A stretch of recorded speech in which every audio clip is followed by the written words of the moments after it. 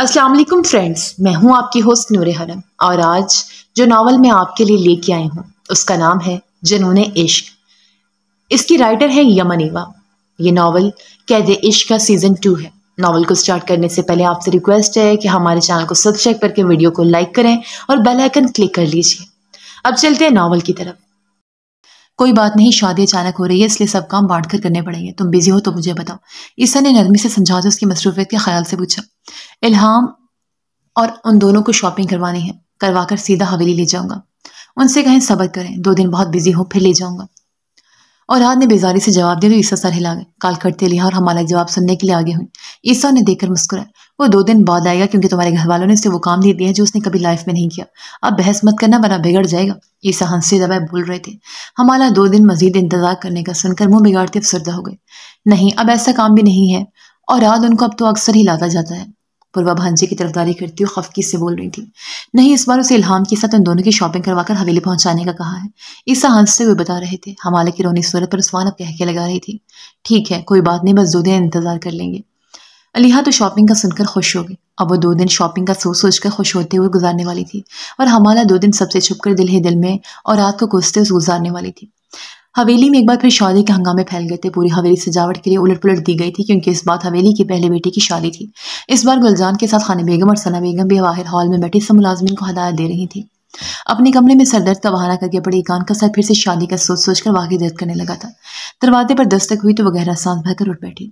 आ जाए, उसने मरी मरी आवाज में ज्यादा दी। इकान, तुम्हारी तबीयत ज्यादा खराब है क्या? कमरे में इब्राहिम दाखिल हुआ था। उसकी परेशान आवाज पर इकान जल्दी से चेहरे पर हाथ फेरती खुद को नॉर्मल जाहिर करने की कोशिश करने लगी। जी ठीक हूँ, बस थोड़ा सर में दर्द था। वो आहिस्तगी से बोलती नजरें चुरा रही थी। मुझे थोड़ा नहीं लग रहा, दिखाओ जरा। इब्राहिम उसके पास बैठ कर नफ्स चेक करते हुए बोला। फिर चौंक कर उसके माथे पर हाथ रखा। काफी टेम्परेचर हो रहा है तुम्हें, कोई परेशानी है क्या? उसके गिलबाजों फैलाकर उसे अपने हंसवार में लेते हुए नरमी से सवाल कर रहा था। एक कान सर उठाए उसे देखने लगी। दिल चाहा कह दे हाँ उसे शादी नहीं करनी, दूसरी मर्तबा फिर किसी के बांदी नहीं बनना चाहती। मर्द तो हाकिम ही होता है, वो अब किसी भी अच्छे या बुरे मर्द की महकूम राय नहीं बनना चाहती। मगर वो सब एतराज़ात अपने अंदर दबा के जानती थी उसके इनकार की कोई गुंजाइश नहीं बची थी। मुझे कोई परेशानी नहीं, बस मैं थोड़ी घबराई हुई हूँ। वो सर झुकाकर झिझक कर बोली थी। इब्राहिम समझ गया वो दूसरी बार शादी जैसे तजर्बे से नहीं गुजरना चाह रही थी। मैं समझता हूँ इकान, तुम डरी हुई हो खुद पर गुजरे हालात की वजह से। मैं तुमसे ये तो नहीं कह सकता कि मत डरो। बुरा वक्त इंसान के अंदर ठहर जाता है और फिर वो तब तक नहीं निकलता जब तक इंसान अच्छे वक्त में मगन ना हो जाए। और किसी के कह देने से नॉर्मल इंसान नहीं हो जाता। मगर देखो इकान, अगर तुम यहाँ इस खौफ में खुद को कैद रखोगी तो सारी जिंदगी सबसे डरती रहोगी। तुम जानते हो हमारी हवेली में बहन बेटी को इज्जत दी जाती है, तो जो इज्जत देगा वो तुम्हें किसी के आगे गिरने नहीं देगा। बस इतना यकीन रखो। इब्राहिम नरमी से समझा रहा था। इकान के दिमाग की उलझन सुलझ रही थी मगर वो इब्राहिम को नहीं बता सकती थी कि वो फिर से अनचाही बीवी बनकर नहीं रहना चाहती। महद खान के साथ भी ऐसे ही रिश्ता जोड़ा गया था और अब खान रबाज को भी ऐसी किसी उस शादी के लिए मनाया गया, वो जान गई थी। अब मूड अच्छा करो, कोई और बात है तो बताओ। क्या तुम अपनी शॉपिंग करना चाहती हो? इब्राहिम से कंधों से थाम कर अपने सामने करती मुस्कुरा कर बोला। नहीं, मुझे नहीं करनी शॉपिंग, मुझे कुछ नहीं चाहिए। वो नफी में सर हिलाने लगी। जब दिल ही राजी नहीं था तो खुशी कैसे महसूस करती? इकान, ऐसे मत करो ना, मैं अपनी मसरूफियात से वक्त निकाल कर आ जाऊँ ताकि तुम्हें तुम्हारी मर्जी की शॉपिंग करवा सकूँ। तो कोई भी बहाना किए बगैर चादर पहन कर आओ, मुझे फिर फ्री होकर वापस जाना होगा। इब्राहिम उसका सर थपक कर बोला और उसको बोलने का मौका दिए बिना बिस्तर से खड़ा कर दिया। वो चुपचाप उठकर बाथरूम में बंद हो गया। इब्राहिम बाहर जा चुका था। आज हॉस्पिटल से सीधा हवेली पहुंचा था ताकि इकान को शॉपिंग करवा सके। उसकी पहली शादी में तो वो मेहमान की तरह आया था और कोई हक नहीं निभाया था। अपने अरमान वो उसी बार पूरे करना चाहता था क्योंकि उस बार लड़का उसकी मर्जी का था। इस बार उसे अपनी थकन की भी परवाह नहीं थी। इकान चेहरे को भिगोकर अपनी उदासी छुपाने की कोशिश कर रही थी। तौली से झपक चेहरा साफ करती बाहर आई और उससे मुलगजे हुलिये में चादर पहने बाहर निकला। इब्राहिम उससे लिए अपनी गाड़ी के पास पहुंचा। एन उसी वक्त हवेली का फाटक क्रॉस करती खान रबाज की गाड़ी उनके करीब आकर रुकी। अपनी चादर सेट करती इकान हवास बाख्ता से इब्राहिम को देखने लगी। वो रबाज का सामना किए बगैर जल्द अज जल्द गाड़ी में बैठ जाना चाहती थी मगर इब्राहिम तो उस लम्हे जैसे इकान को बुला ही गया। सुना इब्राहिम, आज कैसे नजर आए हवेली में? खान रुबाज गाड़ी से निकलते मुस्कुरा कर बोला। इकान खफत के मारे चेहरा छुपाते इब्राहिम के पीछे छुप गए। रुबाज उसे देखता साख्ता पूछ चौंक गया था। आपकी शादी है जनाब, मुझे तो तैयारी करनी है, तो इकान को ले जा रहा हूँ ताकि दोनों बहन भाई खरीदारी कर सके। इब्राहिम ने कंध झुकाकर बोलती हुई गर्दन मोड़कर इकान को देखा तो हैरान रह गया। वो बिल्कुल उसके पीछे छुपती जा रही थी। उसकी इस हरकत पर खान रुबाज के लबों पर ना महसूसी मुस्कुराहट फैली थी। ओके जाओ, फिर मिलते हैं। वो समझ गया इकान उसका सामना नहीं करना चाहती। तभी उसका कंधा थपक कर बोलता अंदर चला गया। वेट करवाने के लिए सॉरी। इब्राहिम पलटकर उससे बोलता गाड़ी का डोर खोलने लगा। इकान का चेहरा शर्मिंदगी और घबराहट से सुर्ख हुआ जा रहा था। वहां अंदर जाते रुबाज का दिमाग कुछ उलझ रहा था। कहीं इकान पर जबरदस्ती तो नहीं की जा रही? ये बात उससे परेशान कर गई थी। اور آج آفس سے نکل کر اپنے گھر پہنچے تو سامنے الہام اس کے انتظار میں گھر سے باہر ٹہل رہا تھا۔ گاڑی قریب پہنچتی بیٹھ گیا۔ میں صبح سے ویٹ کر رہا تھا، آپ لیٹ کیوں آئے؟ الہام کا موڈ بری طرح آف تھا اور آج ایک نظر اس پر ڈالے اور خاموشی سے گاڑی آگے بڑھا گیا۔ الہام کو اس وقت اور رات کو سنجیدہ اور تھکا ہوا محسوس ہوا تو اپنے ہینڈ فون لگا تھا، خاموشی سے آنکھیں بند کر بیٹھ گیا۔ یہاں کیوں آئے ہیں ہم؟ وہ خانیسہ کے گھر پہنچے تو الہام چونک کر سیدھا ہوا۔ حمالہ اور علیحہ بھی گیراج میں منتظر کھڑی تھی۔ جو ہی اس نے گاڑی کا ہارن دیا وہ دونوں اپنے بیگز لے کے ٹھک سے باہر نکلی۔ او واو، حمالہ کیسی ہو؟ الہام تو حمالہ کو دیکھ کر خوشی سے چہکا تھا۔ حمالہ کی بھی آنکھیں چمکی۔ میں بھی ہوں الہام لالا۔ علیحہ نے گاڑی میں بیٹھتے خفگی سے بھائی کو دیکھا اور آج گاڑی آگے بڑھا چکا تھا۔ اس وقت ان سب کو شاپنگ پر لے جانے کا سوچ کر اس کا موڈ خراب ہو رہا تھا۔ آج کل وہ فارن ڈیلیگیشن کے ساتھ کسی پروجیکٹ پر کام کر رہا تھا۔ کام کا بوجھ بھی حد سے سوا تھا۔ اوپر سے رباز کی اچانک تیار ہوئی شادی نے اسے مزید مصروف کر دیا تھا تاکہ وہ شادی تک فارغ ہو جائے، مگر خاندادہ نے اس بار قسم کھائی تھی خان اور آج سے بھی ضرور کام لیں گے۔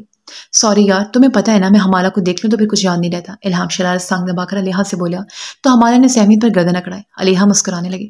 جی پتہ ہے، کیونکہ آپ حمالہ کے اکلوتے بھائی ہیں، علیحہ نے سر ہلا کر کہا اور آج گاڑی شاپنگ سینٹر تک لے کر روکتا پرسوچ نظروں سے باہر دیکھنے لگا۔ کچھ آئیڈیا ہے کہاں جانا ہے؟ کہاں سے شاپنگ کرو گی؟ اور آج نے علیحہ سے سوال کیا تو وہ سر ہلا گئی۔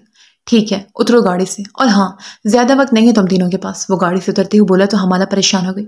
اسے تو کوئی چیز جلدی پسند نہیں آتی تھی۔ الہام تم تو خود کر لو گے نا شاپنگ، میں ان دونوں کو لے جاتا ہوں، اور میں بار بار کہہ رہا ہوں زیادہ وقت مت لگانا ورنہ میں اسے چھوڑ کر چلا جاؤں گا جس نے دیر لگائے۔ اور آج گاڑی لاک کرتے وارن کر رہا تھا۔ علیحہ مجھے ایسی شاپنگ نہیں کرنی، کچھ پسند نہیں آئے گا تو لیں گی کیسے؟ حمالہ نے علیحہ کے کان میں گھستے رونے آواز میں کہا اور آج دور کھڑا الہام کو پیسے دے رہا تھا۔ سنو، لالا کی چوائس بہت اچھی ہے، یاد ہے 3 سال پہلے مجھے میری برتھ ڈے پر کتنا اچھا ڈریس دیا تھا؟ علیحہ اس کا ہاتھ پکڑ کر یاد دلا رہی تھی۔ حمالہ آنکھیں چھوٹی کیا یاد کرنے میں مصروف ہوئی۔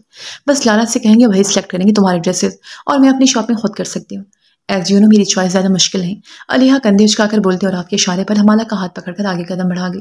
حمالہ ابھی تک وہ ڈریس یاد کرنے میں لگی ہوئی تھی جو اوراد نے علیحہ کو دیا تھا۔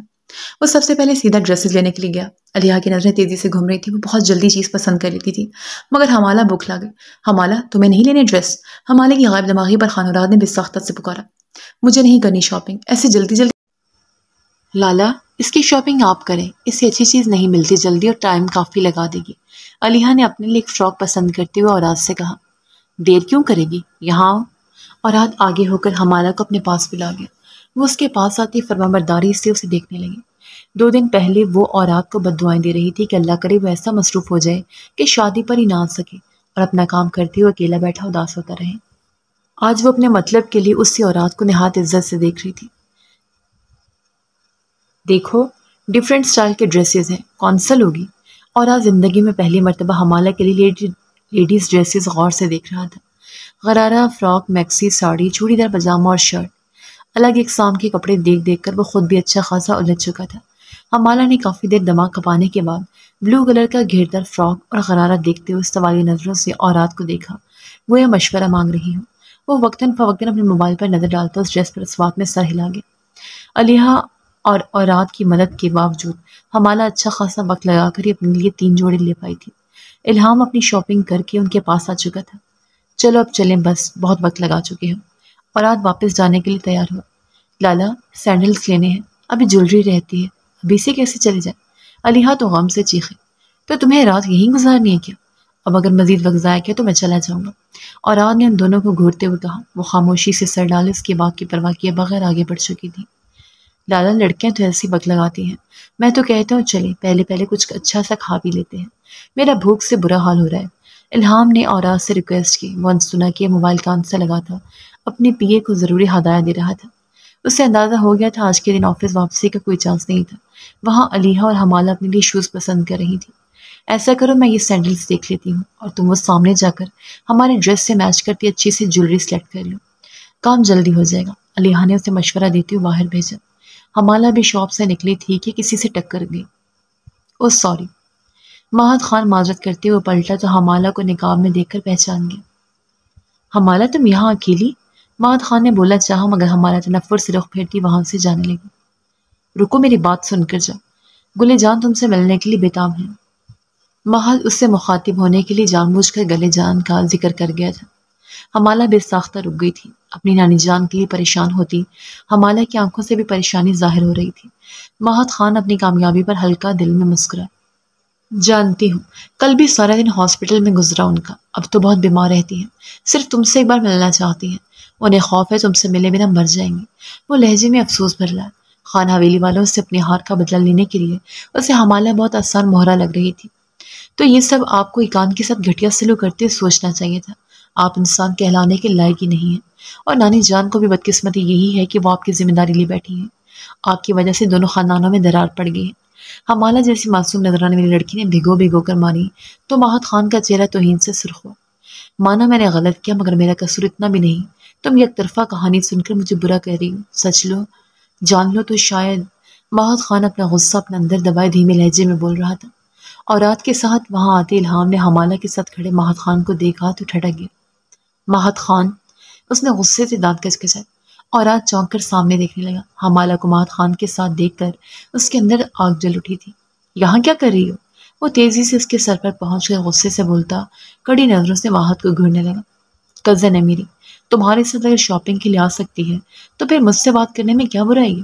ماہت خان تمسخر بھرے لہجے میں بولے۔ حمالہ کو اس سے شدید نفرت محسوس ہوئی۔ ہم اپنی لڑکیاں تم جیسی گھٹیا انسان کے سامنے ہی نہیں لانا چاہتے۔ الہام نے اس کا گریبان پکڑ کر جھٹکا دیا۔ ارد گرد لوگ متوجہ ہونے لگے تھے۔ علیحہ بھی بھاگ کر دکان سے باہر آ گئی۔ تمہیں اپنی عزت پیاری ہے تو دفع ہو جاؤ یہاں سے، اور آدمی نے غرا کر ماہت خان کو وارن کیا۔ الہام بھی جھٹکے سے اس کا گریبان چھوڑ چکا تھا۔ بلٹ کھڑا کر پیچھے ہوتا اپنا گریبان جھٹک کر سیٹ کرنے لگا۔ جا رہا ہوں، مگر یاد رکھنا ایسا نہ ہو یکڑ تم خان حویلی والوں کو مہنگی پڑ جائے۔ ماہت خان نفرت سے بولتا وہاں سے چلا گیا۔ تم آج کے بعد خٹک حویلی والوں سے رابطہ مت کرنا، ورنہ بہت بری طرح پیش آؤں گا۔ اور آج نے حمالہ کو سخت نظروں سے دیکھتے ہوئے غصے سے کہا، میرا ماہت خان سے کوئی لینا دینا نہیں، مگر خٹک حویلی میں میری نانو بھی رہتی ہیں، میرا ان سے تعلق کبھی ختم نہیں ہو سکتا۔ حمالہ آنکھوں میں آنسو بھرے ضدی لہجے میں بولی، کوئی نہیں ہے تمہارا وہاں، اپنے دماغ سے خٹک حویلی کا خیال نکال دو، چلو اب یہاں سے۔ خان اورات ترش لہجے میں بولتا آگے بڑھ گیا۔ علیحہ گھبرائی ہوئی سے حمالہ کو تھام کر آگے بڑھی۔ حمالہ، تمہارے اسی جذباتی بن کو کوئی بھی استعمال کر سکتا ہے۔ ہم جانتے تمہارے لوگوں سے کبھی قریبی رشتہ ہے، مگر کچھ عرصہ تمہیں اپنے جذبات پر قابو رکھنا ہوگا۔ ماہت خان نے ہاتھ گھٹیا انسان ہے، وہ آئندہ کہیں ملے تو راستہ بدل لینا، مگر بات مت کرنا۔ الہام نے گاڑی میں بیٹھتے نرمی سے اسے سمجھانے کی کوشش کی، مگر وہ ان تینوں بہن بھائیوں سے منہ موڑے روتی جا رہی تھی۔ علیحہ پریشانی سے اسے دیکھنے لگی۔ الہام نے تعصب سے اسے دیکھا اور چہرہ سامنے کر کے خاموشی سے بیٹھ گیا۔ خان اور رات کو ماہت خان کی دھمکی بری طرح چبھ رہی تھی۔ جانے سے پہلے جیسے اس نے حمالہ کو دیکھا تھا، اور رات سمجھ گیا وہ خان حویلی کا سر جھکانے کے لیے حمالہ کو استعمال کرے گا۔ حمالہ حویلی پہنچنے تک روتی ہی رہی تھی۔ وہ ماہت خان سے بھی نفرت کرتی تھی، مگر اسے اپنی نانی کی بیماری کا سن کر فکر ستا رہی تھی، اور آج سختی سے خٹک حویلی والوں سے ملنے پر پابندی لگانے والے خان اور رات پر بھی اسے غصہ آ رہا تھا۔ حویلی میں شادی کے ہنگامے جاری تھے۔ حمالہ شہر سے کی گئی ساری شاپنگ ایک طرف رکھ کر اپنے پرانے کپڑوں میں بددلی سے تیار ہو رہی تھی۔ یہ کیا پہنا ہوا ہے حمالہ؟ یہ میکسی تو تم نے لاسٹ ٹائم بھی پہنی تھی نا؟ عثمان نے اس کی میکسی دیکھ کر حیرت سے سوال کیا۔ بس یہی ہے میرے پاس، میری شاپنگ نہیں ہوئی، وہ اسپاٹ لہجے میں بولتی بال بنا رہی تھی۔ مگر حمالہ، لالا نے، علیحہ نے بولنا چاہا، مجھے ان کا احسان نہیں چاہیے، وہ میری لالا نہیں ہے، اور اچھے انسان تو بالکل نہیں ہے۔ تم بھول گئی کیسے انہوں نے مال میں سب کے درمیان مجھے ڈانٹا تھا؟ حمالہ خفگی سے بولتی چلی گئی۔ علیحہ نے تعصب سے لپکاٹتے ہوئے نظریں چرائی۔ عثمان منہ کھولے دونوں کو دیکھ رہی تھی۔ یہ سب کیا ہے؟ کس نے کیا کہا حمالہ کو؟ عثمان نے تجسس سے سوال کیا۔ حمالہ نے اسے الف تا یہ ساری کہانی سنا ڈالی جس میں خود کو معصوم اور مظلوم ظاہر کیا گیا تھا۔ بالکل ٹھیک کیا رات لالا نے، کیا تمہارا دماغ خراب تھا جو تم اس گھٹیا انسان کے ساتھ بات کرنے لگ گئی؟ تمہاری نانو ایسے کہیں نظر آئے تو بے شک مل لینا، کوئی روکے تو تب بات کرنا۔ عثمان تو سب سن کر بھڑک ہی اٹھی تھی۔ حمالہ کا منہ اتر گیا۔ جاؤ اب منہ ٹھیک کرو اور نیو ڈریس پہنو، ویسے بھی وہ اوراد لالا نے نہیں لے دیے، یقیناً داور چاچو نے تمہاری شاپنگ کی ان کو پیسے دیے ہوں گے۔ عثمان نے اسے بہلانے کے لیے جھوٹ بول دیا۔ علیحہ بھی ہاں میں ہاں ملانے لگی۔ اس ڈریس کے ساتھ سینڈلز نہیں ہیں۔ حمالہ نے بھی اوراد کی پسند کی ڈریس نہ پہننے کی ٹھانی ہوئی تھی، تبھی دوسرا بہانہ تیار کر لیا۔ میری سینڈلز دیکھ لو، کوئی میچ کر جائے گی، ورنہ ایک کرسٹل کوٹ شوز ہیں وہ پہن لینا۔ عثمان کے پاس سب کچھ تیار تھا۔ حمالہ دھب دھب کرتی وہاں سے چلی گئی۔ سب چینج کر کے آئی تو نیو ڈریس تھا، مگر اوراد کی دلائی ڈریسز میں سے اب بھی نہیں تھا۔ علیحہ اور عثمان ایک دوسرے کو دیکھ کر رہ گئے۔ گلالئی بھی پہنچ چکی تھی، وہ مل کر اپنی تیاری کرنے لگی۔ وہاں بیوٹیشین ایکان کو دلہن بنانے میں مصروف تھی۔ تھوڑا لائٹ سا میک اپ کریں پلیز، ایکان نے بے چینی سے سامنے مرر میں اپنا عکس دیکھا۔ سوری، مجھے میم فریحان نے کہا ہے بہت اچھا تیار کرنا ہے، بیوٹیشین نے صاف انکار کر دیا۔ ایکان کا دل برا ہونے لگا، اسے ایک بار پھر یہ ہار سنگار کرنا وحشت میں مبتلا کر رہا تھا۔ اسے یقین تھا خان رباز اسے نہیں دیکھے گا، شاید وہ بھی کمرے میں دیر سے آئی ہے، شاید آئی ہی نہیں۔ وہ بند آنکھوں میں اپنے لیے ذلت کے مناظر تحریر کر رہی تھی۔ حلق میں بار بار آنسوؤں کا گولا سا اٹک رہا تھا۔ بیوٹیشین مہارت سے ہاتھ چلاتی اسے کسی حسین شہزادی میں بدل چکی تھی۔ Wow, you are so beautiful. Beautician کی تعریف پر وہ خالی خالی نظروں سے شیشے میں خود کو دیکھنے لگی۔ وہ پیاری لگ رہی تھی مگر خوش نہیں تھی۔ وہ تینوں دوستیں کافی عرصے بعد اکٹھی بیٹھی تھی۔ پوروا بھی وہیں ان کے ساتھ بیٹھی ہوئی تھی۔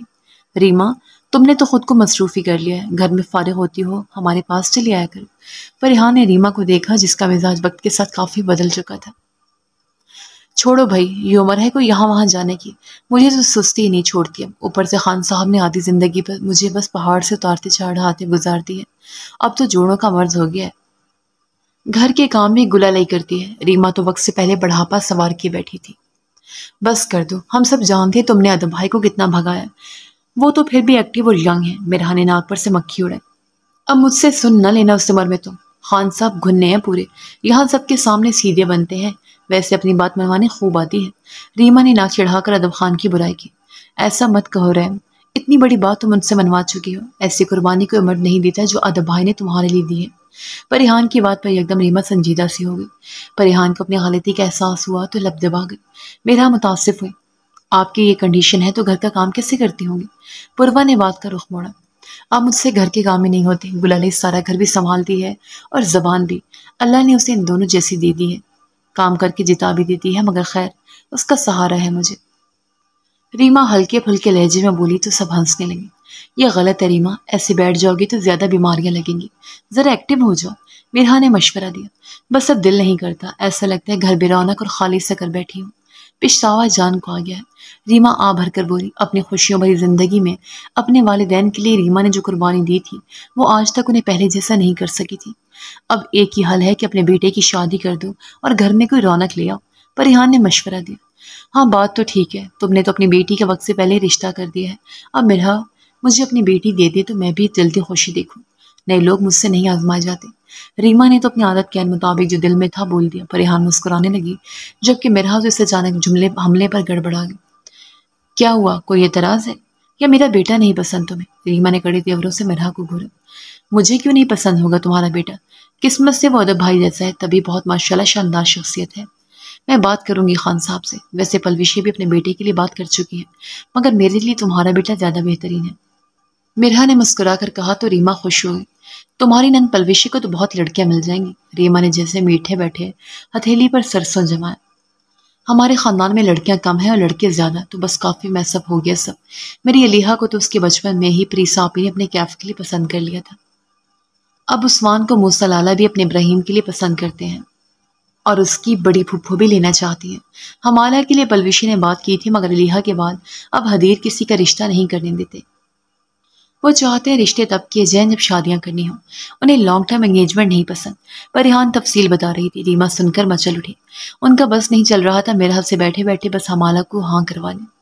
ایکان اور خان رواس کا نکاح کرنے کا وقت ہوا تو وہ سب اٹھ کر اسٹیج کے پاس جا بیٹھی۔ ایکان اداس سے دلہن بنی اسٹیج پر سر جھکا بیٹھی تھی جبکہ خان رواس مردان خانے میں اپنے باپ چچا کے ساتھ بیٹھا مدم سا مسکرا رہا تھا۔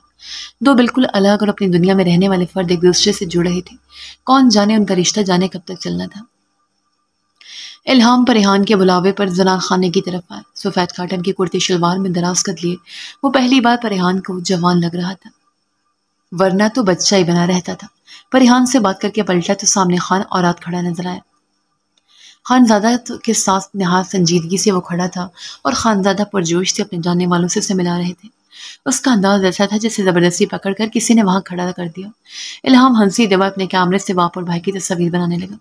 اوراد لالا بابا کے ساتھ آپ کی یہ پکچر بڑی کر کے حویلی میں لگواؤں گا۔ وہ شرارت سے مسکراتا پکچر چیک کرنے لگا۔ خان اوراد ہمیشہ خانزادہ سے ذرا فاصلے پر ہی رہتا تھا جس کی وجہ سے اس کے اب باپ کے ساتھ کوئی پکچر نہیں بنتی تھی کبھی۔ وہ پلٹ کر جانے لگا جب زنان خانے میں بالکل سامنے کھڑے ہمالہ پر نظر پڑی۔ اس پر فوکس کر کے تصویر بناتے ہوئے اس کی نظر قریب کھڑی لڑکی پر پڑی تو وہ چونک گیا۔ واؤ، کافی فوٹو جینک بیوٹی ہے۔ الہام نے چونک کر اس چہرے کو غور سے دیکھا اور لب دبا کر مسکرا۔ اچانک اس نے اپنا کیمرہ اس چہرے کی جانب کرتے ہوئے ایک ساتھ کئی تصاویر بنا لی۔ خان اوراد کی نظر بار بار چھوٹے بھائی پر جا رہی تھی۔ اس کے ماتھے پر بل پڑے۔ الہام کیا کر رہا تھا آخر؟ کیمرے میں وہ چہرہ زوم کر کے تصویر بناتا وہ نہایت غیر اخلاقی حرکت کر رہا تھا۔ سامنے گلالئی ہمالہ کی دل جلی باتوں پر کہہ کے لگا لگا کر ہنس رہی تھی۔ الہام وہاں سے ہٹ چکا تھا، مگر کیمرے میں نظر آتی ہنستی تصاویر اور سماعتوں میں گونجتی بار بار کھنکتی ہنسی اسے دلچسپ لگنے لگی تھی۔ خاص پٹھانوں کی طرز کا روایتی فراق پہنے گلالئی نے ماتھے پر چاندی کی بھاری ماتھا پٹی پہنی ہوئی تھی، ٹھوری اور گالوں پر 3 نقطے لگائے وہ اپنے پختون حسن سمیت الہام کو متوجہ کر رہی تھی۔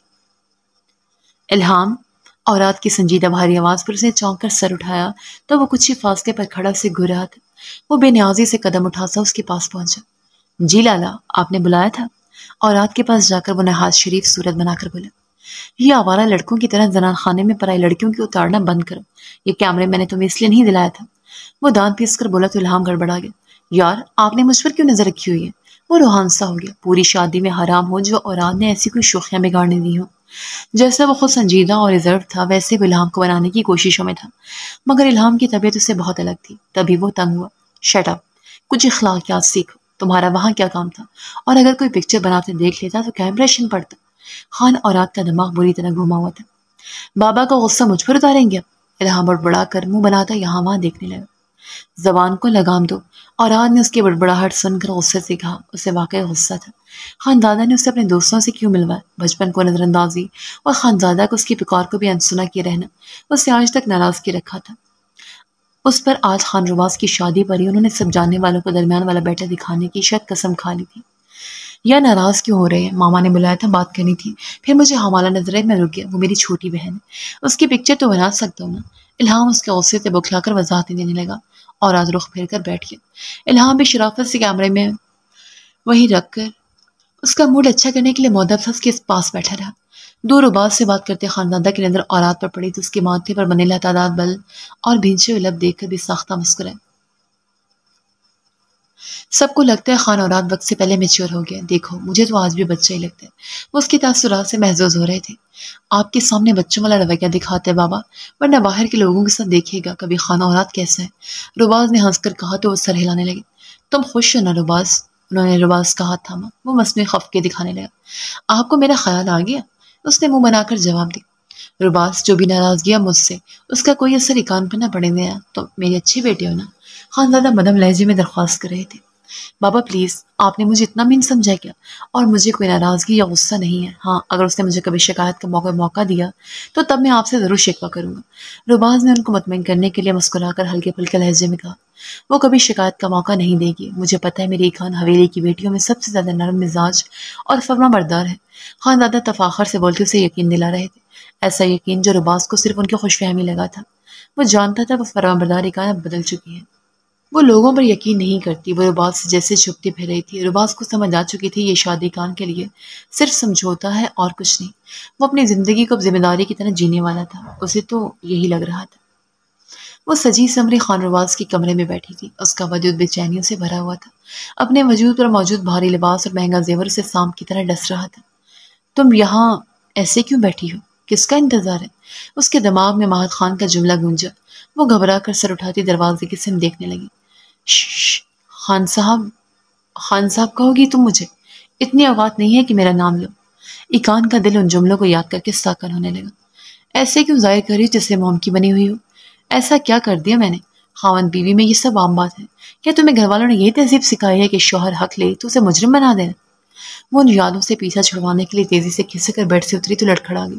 میں اس کا سہارا لے کر خود کو سنبھالتی گہرے گہرے سانس بھرنے لگی۔ اس بار ایسا نہیں ہوگا ایکان، اب ویسا نہیں ہوگا۔ سب کی تسلیاں دلاسے کہیں پیچھے رہ گئے تھے۔ اس بار کیا لگ تھا بھلا؟ وہی کان تھی، ویسی اسے زبردستی رباز کے سر پر تھوپا گیا تھا۔ وہی شادی تھی، وہی کمرے کی سجاوٹ اور وہی ایکان کا سجا سمرا روپ۔ سب کچھ تو وہی تھا، پھر کیا بدلنے والا تھا؟ اسے لگا خوف سے اس کا دم گھٹ جائے گا۔ ماہد خان کی دی جو ذلت، اذیت اور نفرت اس کے وجود میں دب گئی تھی، آج آہستہ آہستہ اس کے گلے میں پھندے کی طرح لپٹنے لگی۔ وہ لرزتی کانپتی سنگھار میز کے پاس زمین پر بیٹھ گئی تھی۔ مجھے وہ سب نہیں دہرانا، میں وہ تعلق نہیں دہرانا چاہتی، پلیز مجھے آزاد رہنا مورے۔ وہ کپ کپاتے ہاتھوں سے خود کو زیورات سے آزاد کرنے کی کوشش کرنے لگی۔ بندیا جھومر اتارنے کی کوشش میں ماتھے پر خراشیں پڑ گئی تھی۔ دوپٹہ نوچ کر سر سے اتارتے اپنے بالوں کو بنوں کی گیس سے آزاد کرتی پوری طرح الجھ گئی۔ رباز کمرے میں داخل ہوا تو ایکان کو بستر پر نہ کر گہرا سانس بھر کر رہ گیا۔ اپنا ڈریس چینج کرنے کے لیے ڈریسنگ روم کی طرف بڑھا تو سامنے ڈریسنگ ٹیبل کے قریب فرش پہ بیٹھے ایکان کو دیکھ کر ٹھڑک گیا۔ وہ بال مٹھیوں میں جگڑے گھٹ گھٹ کر رو رہی تھی۔ رباز کا دل رک سا گیا تھا۔ ایکان، وہ نرمی سے اسے پکارتا اس کے پاس جا بیٹھا۔ وہ اس کی پکار پر جھٹکے سے پیچھے ہوئی۔ میں نے انکار کیا تھا. یقین کریں میں نے سب کہا تھا. میں آپ کے لائق نہیں ہوں. میں نے جان بوجھ کر آپ سے شادی نہیں کی. وہ روتے ہوئے اسے وضاحتیں دے رہی تھی. اس کے بال بکھرے ہوئے تھے. پسینے اور نمی سے تر چہرہ سرخ اور بری طرح کامتا وجود جیسے نیم جان ہو رہا تھا. وہ سہمی ہوئی آنکھوں سے اسے دیکھ رہی تھی. رباز تو اس کی حالت دیکھ کر ساکت رہ گیا تھا. سب ٹھیک ہے, ریلیکس رہو. میں جانتا ہوں تم نے جان بوجھ کر شادی نہیں کی اور نہ ہی مجھ پر کوئی زبردستی ہوئی. ریلیکس. وہ اس کے سر ہاتھ تھام کر نرمی سے بولا. ایک آن روتی جا رہی تھی. رونا بند کرو. مجھے اس شادی سے یا تم سے کوئی مسئلہ نہیں ہے. سو پلیز رونا بند کرو اور بیڈ پر چل کر بیٹھو. رباز پریشانی سے بولتے اسے وہاں سے اٹھانے لگا. وہ چابی کی گڑیا کی طرح اس کے حکم کی تعمیل کرتی اٹھ کر بیڈ پر بیٹھ گئی. رباز کو اس کا رویہ عجیب سا لگا تھا. ایسا لگ رہا تھا جیسے وہ کوئی روبوٹ ہو. بیڈ پر بیٹھتی ہی کامتے ہاتھوں سے اس نے اپنا بھاری ہار اتارا. آنکھوں میں ہر راز لیے وہ بار بار رباز کو دیکھ رہی تھی. ایکان ٹھہرو, میں ہیلپ کرتا ہوں. اسے کانوں سے جھمکے اتارنے کی وجہ کھینچتا دیکھ کر وہ بے ساختہ ٹوک کر اس کے پاس بیٹھا. اس کے ہاتھ تھام کر اسے روکتا آرام سے اس کے جھمکے اتارنے لگا. اس کے وجود کی لرزش اور خوفزدہ صورت رباز کو عجیب سے احساس میں دھکیل گئی تھی. وہ مجرم نہیں تھا مگر ایکان کی بکھری حالت پر اسے اپنا مجرم لگ رہا تھا. سائڈ ٹیبل پر پڑے پانی کے جگ سے پانی ڈال کے گلاس اس کے آگے بڑھا دیا. پانی پیو ایکان اور اطمینان رکھو, سب ٹھیک ہے. وہ پانی کے گلاس سے پکڑا گیا. وہ آنکھیں بند کی ایک ہی سانس میں پورا گلاس حلق میں اڑیل گئی. ایزی ہو کر بیٹھو. کیا اب ٹھیک ہو؟ اسی خالی گلاس لے کر ٹیبل پر رکھا. وہ نرمی سے بولا. وہ لب کاٹتی ہاتھ آپس سے مسلنے لگی. وہ ٹھیک نہیں تھی. وہ ٹھیک ہی تو نہیں لگ رہی تھی. رباز پریشانی میں مبتلا ہونے لگا. یکدم ہاتھ بڑھا کر اس کے نازک ہاتھوں کو تھام گیا. ایکان بری طرح ڈر کر اسے دیکھنے لگی. لاشعور میں کہیں ابھی ماہد خان کا رویہ اٹکا ہوا تھا. ایکان, اپنا ماضی بھول جاؤ. سب مرد ایک جیسے نہیں ہوتے. تم اپنی حویلی میں ہو. یہاں سب تمہارے ساتھ ہیں. کبھی میری کوئی بات بری لگے تو تمہیں پورا حق ہے مجھے جتا دینا, شکایت لگا لینا. وہ اپنایا سے اس کے ہاتھ اپنے ہاتھوں میں دبائے نرم لہجے میں بولا. ایکان یکٹک اس کا چہرہ دیکھ رہی تھی. رباز نے ہاتھ بڑھا کر اس کے رخسار کی نمی کو اپنی انگلیوں سے چھوا. وہ پلکیں جھپکتی بدستور اسے دیکھتی رباز کو کسی معصوم بچے جیسی لگ رہی تھی. تمہیں ریسٹ کرنا چاہیے, تھکی ہوئی لگ رہی ہو. رباز نے ہاتھ چھوڑتے مسکرا کر کہا تو وہ سر جھکا کر کلائیوں میں بھری چوڑیاں اتارنے کی کوشش کرنے لگی. وجود کی لرزش میں کمی آ گئی تھی مگر وہ لباس اور زیورات اسے بری طرح چبھ رہے تھے. کیا تمہیں میں برا لگتا ہوں ایکان؟ وہ اس کا ہاتھ تھام کر پیچھے کر کے آرام سے اس کی چوڑیاں اتارنے لگا. جی. ایکان غائب دماغی سے اسے دیکھنے لگی. تم نے مجھ سے شادی سے انکار کیا تھا. کیا میں اتنا برا ہوں؟ وہ چوڑیاں اتارتے اس کی توجہ بٹانے کی غرض سے سوال کر رہا تھا. نہیں, میں بری ہوں. وہ بھیگے لہجے میں بولتے اپنے ہاتھوں کو دیکھنے لگی. اس کے ہاتھوں کو رباز پورے حق سے تھام کر چوڑیاں اتار رہا تھا. آنسوں کی وجہ سے وہ منظر دھندلاتا جا رہا تھا. تم بری نہیں ہو. تم اتنی اچھی ہو کہ خان رباز نے تم سے شادی کر لی ہے. تم اچھی ہو اور قابل محبت بھی ہو. جو لوگ تم سے محبت نہیں کر پائے وہ بد نصیب تھے. اپنا ماضی بھول جاؤ, ٹھیک ہے؟ رباز نے ساری چوڑیاں اتار کر ایک طرف رکھتے اسے سمجھایا. وہ معصوم میں سے سر ہلانے لگی یوں جیسے سب سمجھ چکی ہو اور ہاں اب سے ایسا کرنے والی ہے. رباز بے ساختہ مسکرا کر دلچسپی سے اسے دیکھنے لگا. وہ آج پہلی بار اتنی توجہ سے ایکان کو دیکھ رہا تھا. نہیں, وہ بری تو بالکل نہیں تھی. رباز کی آنکھ کھلی تو اس نے نظر گھما کر کھڑی گھڑی کی طرف دیکھا. صبح کے 5 بج رہے تھے. وہ آنکھیں مسلتا اٹھ کر بیٹھ گیا. رات ایک بستر پر سونے کی وجہ سے ایکان پوری رات چوکنا سے کنارے پر سمٹ کر پڑی رہی تھی. اس نے جب جب کروٹ بدلی ایکان چونک کر اسے دیکھنے لگتی تھی. ایکان, تم آرام سے سو سکتی ہو. تمہیں مجھ سے ڈرنے کی ضرورت نہیں ہے. وہ ایکان کے حرکتوں سے پریشان ہو گیا تھا. ایکان کی بے یقینی ماہد خان کی درندگی بھرے رویے کی بدولت تھی مگر خان رباز کو اپنا آپ اب عجیب خفت میں مبتلا ہوتا محسوس ہو رہا تھا. جی میں سو رہی ہوں. وہ ہر بار یہی ایک جملہ دہرا رہی تھی. رباز کو ہی تھک کر اٹھنا پڑا. میں اسٹڈی روم میں سونے جا رہا ہوں. ایزی ہو جاؤ, بلکہ چاہو تو ڈور لاک کر لو. وہ اسپاٹ لہجے میں بولتے اٹھ کر اسٹڈی روم میں بند ہو گیا تھا. وہ نہیں جانتا تھا پیچھے ایکان سوئی یا نہیں مگر اس کا خوفزدہ انداز اور چوکنا ہو کر بار بار جاگنا خان رباز سے مزید برداشت نہیں ہونے والا تھا. اپنی رات والی حرکت پر اب رباز کو کچھ ندامت سی محسوس ہوئی تو اٹھ کر اس نے آہستہ سے دروازہ کھولا. کمرے میں اب بھی نیم اندھیرا چھایا تھا. رباز نے واش روم میں جا کر وضو کیا اور بیڈ کی سائڈ ٹیبل سے زیر نماز نکالی. بیڈ پر ہلچل سی محسوس کر کے اس نے گردن گھمائی تو چونک گیا. ایکان بیڈ گراؤنڈ سے ٹیک لگائے بیٹھی تھی. رباز نے لائٹ آن کی تو اس کا چہرہ دیکھ کر اس کے اعصاب کو جھٹکا لگا تھا. سرخ سوجی آنکھیں لیے وہ روشنی سے بچ رہی تھی. حالت بتا رہی تھی وہ پوری رات ایسے بیٹھ کر گزر چکی ہے. ایکان, تم ایسے کیوں بیٹھی ہو؟ کیا پریشانی ہے؟ وہ زیر نماز ایک طرف رکھ کر پریشانی سے اسے دیکھنے لگا. وہ لب کاٹتے آنکھیں بھگو گئی. مجھے نیند نہیں بھیگا بے بس جملہ رباز کو شرمندگی میں دھکیل گیا۔ وہ پوری رات اکیلے پریشان ہوتی رہی تھی اور وہ مزے سے سوتا رہا۔ نیند کیوں نہیں آئی؟ ڈر لگ رہا ہے کیا؟ مجھے جگا دینا تھا۔ وہ تعصب سے اس کا جھکا ہوا سر دیکھنے لگا۔ ہاتھ بڑھا کر اس کے بال سمیٹنے کی کوشش میں اس کا ہاتھ ایکان کے رخسار سے ٹکرایا تو تپش محسوس کر کے وہ آ بھر گیا۔ وہ بخار میں مبتلا تھی، شاید ڈرتی رہی تھی یا پھر گھبرائی ہوئی تھی۔ اس نے مسئلہ جانے بنا اس سے بد دل ہو کر خود کو اسٹڈی روم میں بند کر لیا تھا۔ بہت غلط کیا تھا، اب احساس ہو رہا تھا۔ ایکان، یہاں لیٹو، میں تمہارے لیے دودھ لاتا ہوں، میڈیسن لوگی تو نیند آ جائے گی۔ وہ نرمی سے اس کی گھن بازو پھیلاتا تکیہ سیٹ کر کے اسے سلانے لگا۔ وہ فرما برداری سے اپنی بھیگی آنکھیں صاف کرتی لیٹ گئی۔ رباز کمرے سے نکلا تو سامنے ملازمہ خانے بیگم کے لیے چائے لے جا رہی تھی۔ لالا صاحب، کچھ چاہیے کیا آپ کو؟ اسے دیکھ کر وہ رباز کے پاس آ کر پوچھنے لگی۔ ہاں، ایسا کرو ایک گلاس دودھ گرم کر کے لیا۔ رباز نے اسے تاکید کی تو وہ سر ہلا کر چلی گئی۔ وہ کمرے میں جا کر قضا نماز پڑھنے لگا۔ ملازمہ دودھ لائے تو بخار کی ٹیبلٹ لے کر وہ ایکان کے پاس بیٹھا۔ اسے دودھ کے ساتھ میڈیسن دے کر پھر سے سلایا اور اس پر چادر ٹھیک کرتا وہ وہیں بیٹھا اسے دیکھتا رہا۔ ایکان، تمہیں بہت وقت دینا پڑے گا، بہت توجہ اور نرمی۔ تمہیں سنبھالنا مشکل ہے، مگر اب اکیلا نہیں چھوڑوں گا تمہیں۔ میں اپنی رات والی حرکت پر شرمندہ ہوں۔ وہ دھیرے سے بڑبڑاتا ہاتھ بڑھا کر نرمی سے اس کے بال سمیٹ کر اس کی جلتی پیشانی پر ہاتھ رکھے۔ ایکان سرخی میں ڈوبی آنکھوں سے رباز کا چہرہ دیکھنے لگی۔ کیا وہ ترس کھا رہا تھا؟ نہیں، شاید وہ پرواہ کر رہا تھا ایکان کی۔ رات وہ گزرے وقت کے ساتھ بار بار خیال آنے پر سو نہیں پائی تھی، مگر رباز کا اٹھ کر وہاں سے چلے جانا اسے اندھیروں میں دھکیل گیا تھا۔ مگر اب ایسی پرواہ اور ایسی توجہ، تو کیا واقعی وہ برا انسان نہیں تھا؟ ہاں، مرد سب تو برے نہیں ہوتے۔ رباز نرمی سے اس کا سر دبا رہا تھا۔ وہ اسے سوچتی نیند میں جا چکی تھی، مگر پہلی رات اس بار بھی اس پر بھاری ہی رہی تھی۔ وہ اس رات بھی جاگتی رہی تھی، اکیلی بیٹھ کر روتی رہی تھی۔ رباز کو اسے یوں چھوڑ کر جانا اسے ڈرا گیا تھا۔ وہ اسے آگے کیسا رویہ رکھے گا؟ مستقبل کس نے دیکھا؟ پریحان اور الیہا کی بات سن کر اورات کا دماغ گھوم گیا۔ حمالہ نے اس کے پسند کے کپڑوں کو ہاتھ تک نہیں لگایا تھا اور اپنی ضد کی وجہ سے آج ولیمے کے روز اس نے مرحا سے ڈانٹ کھا لی تھی۔ مردان خانے کی طرف بڑھتے ہوئے اس کی نظر سامنے اٹھی تو رک گیا۔ حمالہ ڈھیلے ڈھالے ہولیے میں دوپٹہ الٹا سیدھا خود پر ڈالے کچن میں داخل ہو رہی تھی۔ وہ قدم بڑھاتا تیزی سے اس کے سر پر پہنچا۔ ملازمہ اسے کچن کے دروازے پر دیکھ کر دوپٹے سنبھالتی تیزی سے باہر بھاگ گئی۔ حمالہ گھبرائے اسے چہرہ چھپاتے اپنے لیے محفوظ جگہ تلاشنے میں ناکام ہو رہی تھی۔ صرف ماہد خان سے بات کرنے پر ٹوکا تھا۔ اس میں کیا اتنی بڑی بات ہے جس پر ڈرامہ کر رہی ہو؟ اور آج سختی سے سوال کرتا سب احتیاط بھلا اسے گھور رہا تھا۔ ٹوکا نہیں تھا، ڈانٹا تھا، وہ بھی سب لوگوں کے درمیان۔ حمالہ نے پلٹ کر اس کی تصحیح کرتے اس کی غلطی کا احساس چلا اور آج نے ابرو چڑھا کر اس کی طرف قدم بڑھایا۔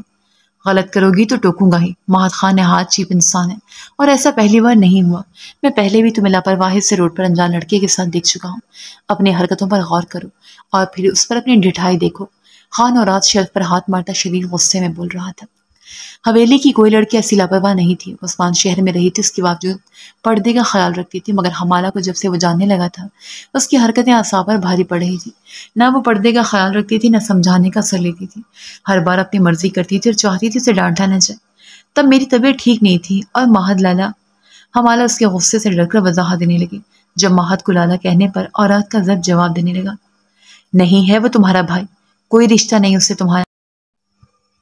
وہ غصے کی زیادتی سے سرخ ہوتا اسے ٹوک گیا۔ اپنے قریب ابھرتی اس کی بھاری آواز پر حمالہ کا دل ڈوب گیا۔ اسے لگا وہ ابھی ہاتھ نہ اٹھا لے۔ آپ بھی میرے لالا نہیں ہیں، میرے لالا صرف الہام ہے، آپ مجھے نہیں ڈانٹے۔ حمالہ اس کی سختی سے سہم رہی تھی، مگر جواب دینا ضروری سمجھا۔ آج سے پہلے اس پر کبھی کسی نے ایسا غصہ نہیں کیا تھا۔ آج خانہ اورات اس کی گڈ بک سے نکل گیا۔ سمجھا نہیں رہا، وارن کر رہا ہوں۔ آئندہ تم نے ایسی کوئی حرکت کی تو کسی کا لحاظ نہیں کروں گا، اور سب کو تنگ کرنا بند کرو۔ تمہارے ان فضول ڈریسز کے پیسے میں داور چاچو سے لے چکا ہوں۔ اور رات نے اس کے ڈرنے پر پیچھے ہو کر سنجیدگی سے اپنی بات مکمل کی اور وہاں سے چلا گیا۔ حمالہ منہ کھولے دروازے کی سمت دیکھ رہی تھی۔ لالا نے مجھے دھمکی دی؟ اس کا صدمہ شدت اختیار کر گیا۔ غصے سے برتن پٹکنے لگی۔ صبح سے اس نے کچھ نہیں کھایا تھا، اب اپنی ناراضگی بھلا کر کھانا کھانے آئی تھی، مگر اورات کے غصے نے پھر سے رونے پر مجبور کر دیا تھا۔ جب تک جن لالا سے واپسہ نہیں پڑا تھا زندگی میں سکون ہی سکون تھا۔ اللہ کرے شہری لڑکی سے شادی کر کے ہمیشہ کے لیے شہر شفٹ ہو جائے، ہماری جان چھوٹے گی ان سے، سڑیل انسان۔ وہ نہایت ہلکی آواز میں بڑبڑاتے ہوئے اپنا غصہ نکال رہی تھی۔ بد دعائیں دیتی دھپ دھپ کر کے کچن سے نکل گئی۔ سب مجھ سے پیار کرتے ہیں، نرمی سے بات کرتے ہیں، پھر اورات لالا کو کیوں اتنا غصہ آتا ہے مجھ پر؟ میں نے کیا بگاڑا ان کا؟ اپنے کمرے میں بند ہو کر وہ اداسی سے سوچ رہی تھی۔ جب مردان خانے میں جاتے اورات کو حمالہ کو سوچ سوچ کر یہ دماغ گھوم رہا تھا۔ اس لڑکی کا کوئی بندوبست کرنا پڑے گا، ایک بار تم پر حق حاصل ہو جائے پھر تمہارے الٹے دماغ کا اچھے سے علاج کروں گا۔ وہ سر نفی میں ہلاتا مردان خانے میں پہنچا اور خان رباز کے پاس جا بیٹھا۔ تمہاری بھابھی کی طبیعت ٹھیک نہیں ہے، تم نے پوچھا ہی نہیں؟ رباز نے اس کے بیٹھتے ہی گلا دیا۔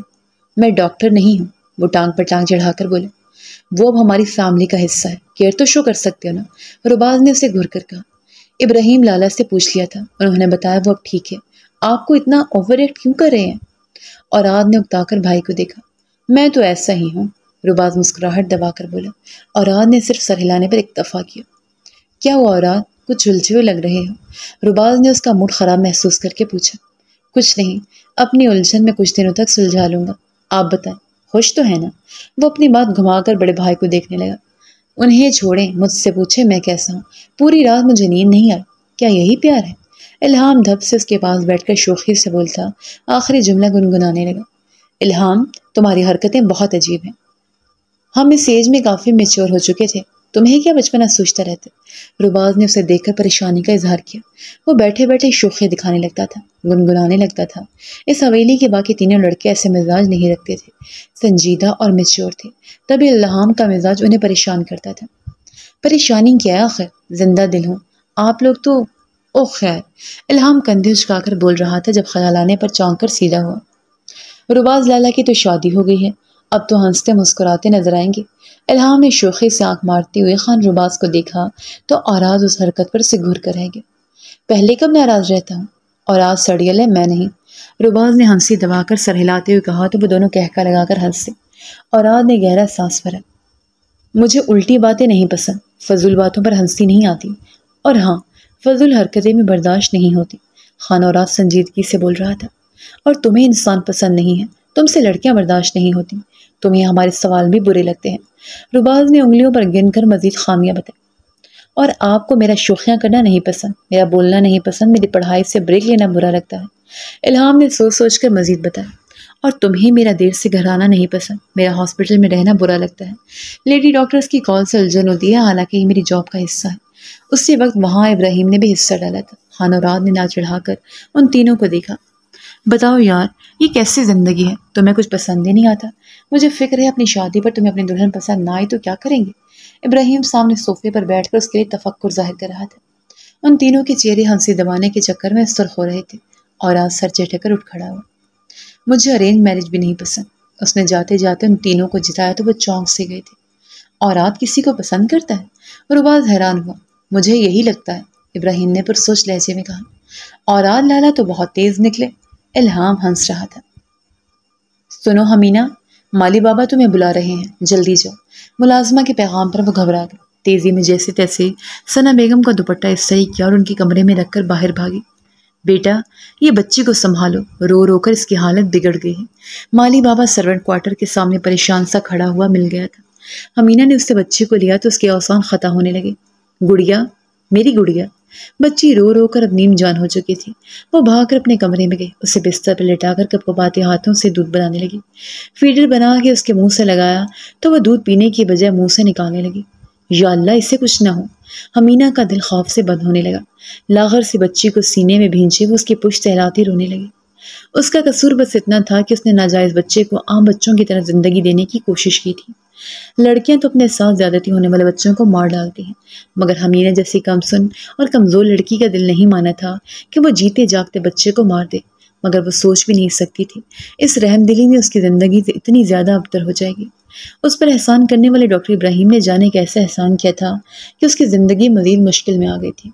وہ تو اسے ملازمہ بنا کر اپنی زندگی میں مگن ہو چکا تھا، جانے کیسا ہمدرد تھا۔ اوپر سے ثنا بیگم شادی کے دنوں میں مسلسل حمینہ کو اپنے ساتھ مصروف رکھے ہوئے تھی۔ کبھی انہیں کپڑے تیار چاہیے ہوتے تھے، کبھی سر درد کرنے لگتا تھا اور فوراً چائے کی طلب ہو جاتی تھی۔ رات ہوتی تو ان کا تھکن سے برا حال ہو جاتا، اس لیے ٹانگیں دبانا اور مالش کرنا ایک اضافی اور ضروری کام ہو گیا تھا۔ حمینہ کا پورا دن حویلی میں گزرتا تھا، باقی ملازمیں مہمانوں کو سنبھالنے میں مصروف تھیں، لہٰذا ثنا بیگم کا سارا کام اسی کے سر پر آ گیا تھا۔ وہاں اس کی بیٹی کی اس بے توجہی کی وجہ سے طبیعت خراب رہنے لگی تھی۔ حمینہ چند دنوں میں صدیوں کی بیمار لگنے لگی تھی۔ آج ولیمہ تھا اور وہ بس تھکن کی آخری حد پر تھی، شادی ختم ہو تو وہ اپنی بیٹی کو کچھ وقت دے سکے۔ رات دیر تک جیسے تیسے اس نے اپنی بیٹی کو دودھ پلا کر بخار کی دوائی دی۔ وہ غنودگی میں جا رہی تھی جب ملازمہ نے اسے ثنا بیگم کا پیغام دیا۔ بہت غصہ کر رہی ہیں خان بیگم، تم کام چھوڑ کر کیوں آ گئی؟ نوکری سے ہاتھ دھونا چاہتی ہو کیا؟ ملازمہ نے اسے کمکلی پر ڈپٹا۔ وہ آنسو اپنے اندر اتارتے اپنی بیٹی کو سلا کر حویلی پہنچی۔ کہاں گئی تھی تم؟ بہت زیادہ آرام پرست ہو، جاؤ اب چائے بنا کر لاؤ میرے لیے، اور پھر آ کر میرے پیر دباؤ۔ ثنا بیگم اسے دیکھتے ہی بھڑک اٹھی تھی۔ وہ سر جھکا کر پلٹی اور کچن میں جا کر چائے بنانے لگی۔ خالی صاف کچن کو دیکھ کر اسے احساس ہوا اس نے رات کا کھانا بھی نہیں کھایا۔ وہ حسرت سے خالی برتن دیکھتی چائے بنا رہی تھی۔ چائے بنا کر ثنا بیگم کے پاس لائی اور خود ان کے قدموں کے پاس بیٹھ کر ان کے پیر دبانے لگی۔ دماغ اپنی بیٹی کی طرف اٹکا ہوا تھا۔ کمرے میں داخل ہوتا ابراہیم ثنا بیگم کے پاس ملازمہ کو دیکھ کر دروازے پر ہی رک گیا۔ آ جاؤ ابراہیم، رک کیوں گئے؟ ثنا بیگم نے اسے پکار کر اندر بلایا اور چائے کا کپ خالی کر کے ٹیبل پر رکھ دیا۔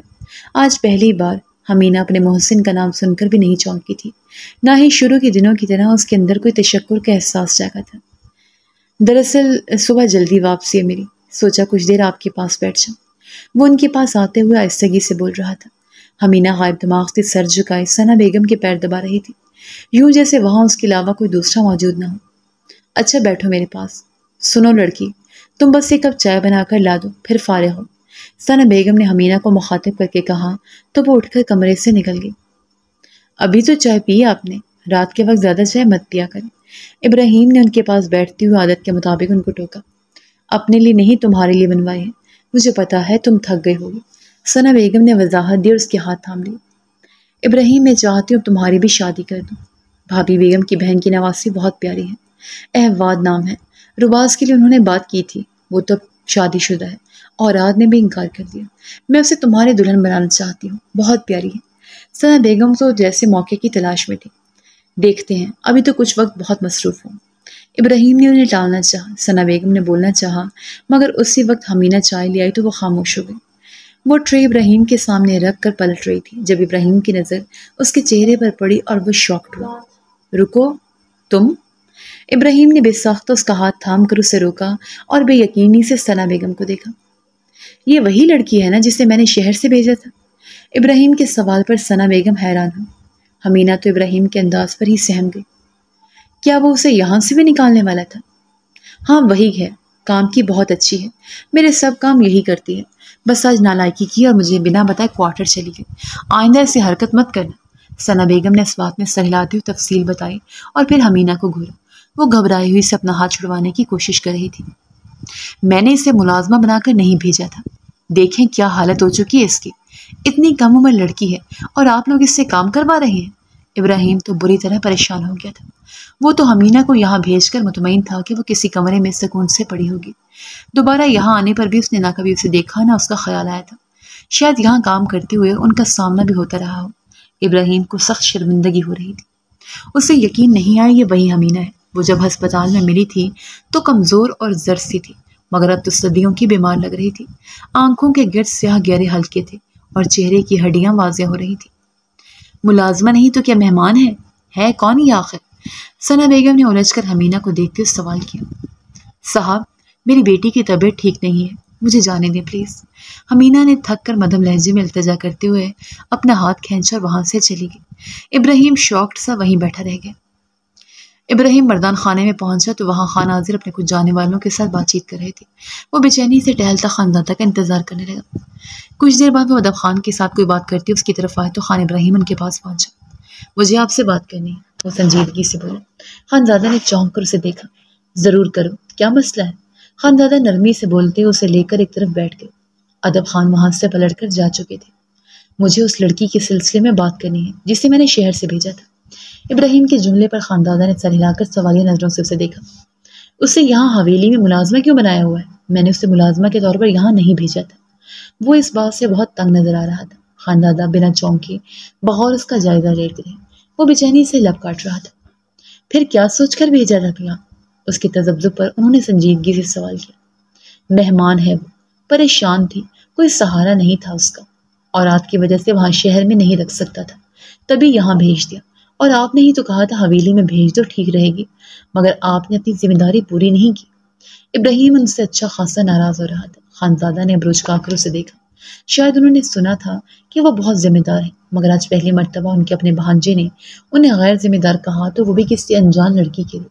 وہ دلچسپی سے ابراہیم کے غصیلے تاثرات دیکھ رہے تھے۔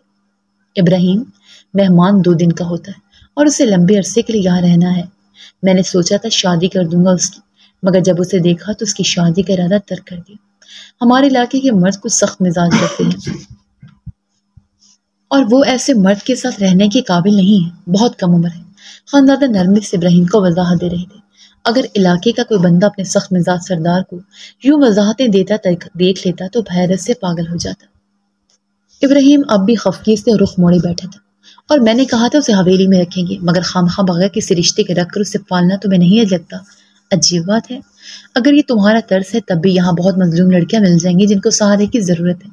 ہماری حویلی میں تقریباً سب ملازمائیں ایسی ہیں، تبھی وہ کام کر کے گھر چلا رہی ہیں۔ خانزادہ نے اسے دیکھتے اپنی بات مکمل کی۔ ابراہیم اس بات پر بے چین ہو گیا، مگر وہ ملازمہ نہیں ہے، وہ مدھم پڑ چکا تھا۔ حمینہ کو ملازمہ تصور کر کے ہی اسے عجیب سا محسوس ہو رہا تھا۔ پھر کون ہے؟ کوئی رشتہ بنانا چاہتے ہو؟ کوئی محرم رشتہ جس کی وجہ سے وہ حویلی میں مالکن کی حیثیت سے رہے؟ خاندادہ کے مسکراتے لہجے پر وہ چونک سا گیا تھا۔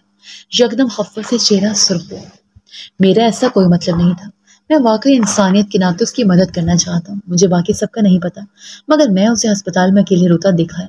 ڈسچارج ہونے کے بعد کوریڈور میں جیسے ہیلپ لیس بیٹھی تھی، وہ مجھے بات پریشان کر گئی تھی۔ آپ سمجھ نہیں رہے، ابراہیم تعصب سے بولتا جا رہا تھا۔ آخری جملے پر اس کے لہجے میں بے بسی در آئی تھی۔ خاندادہ مسکرا کر اس کا کندھا تھپتھپانے لگے۔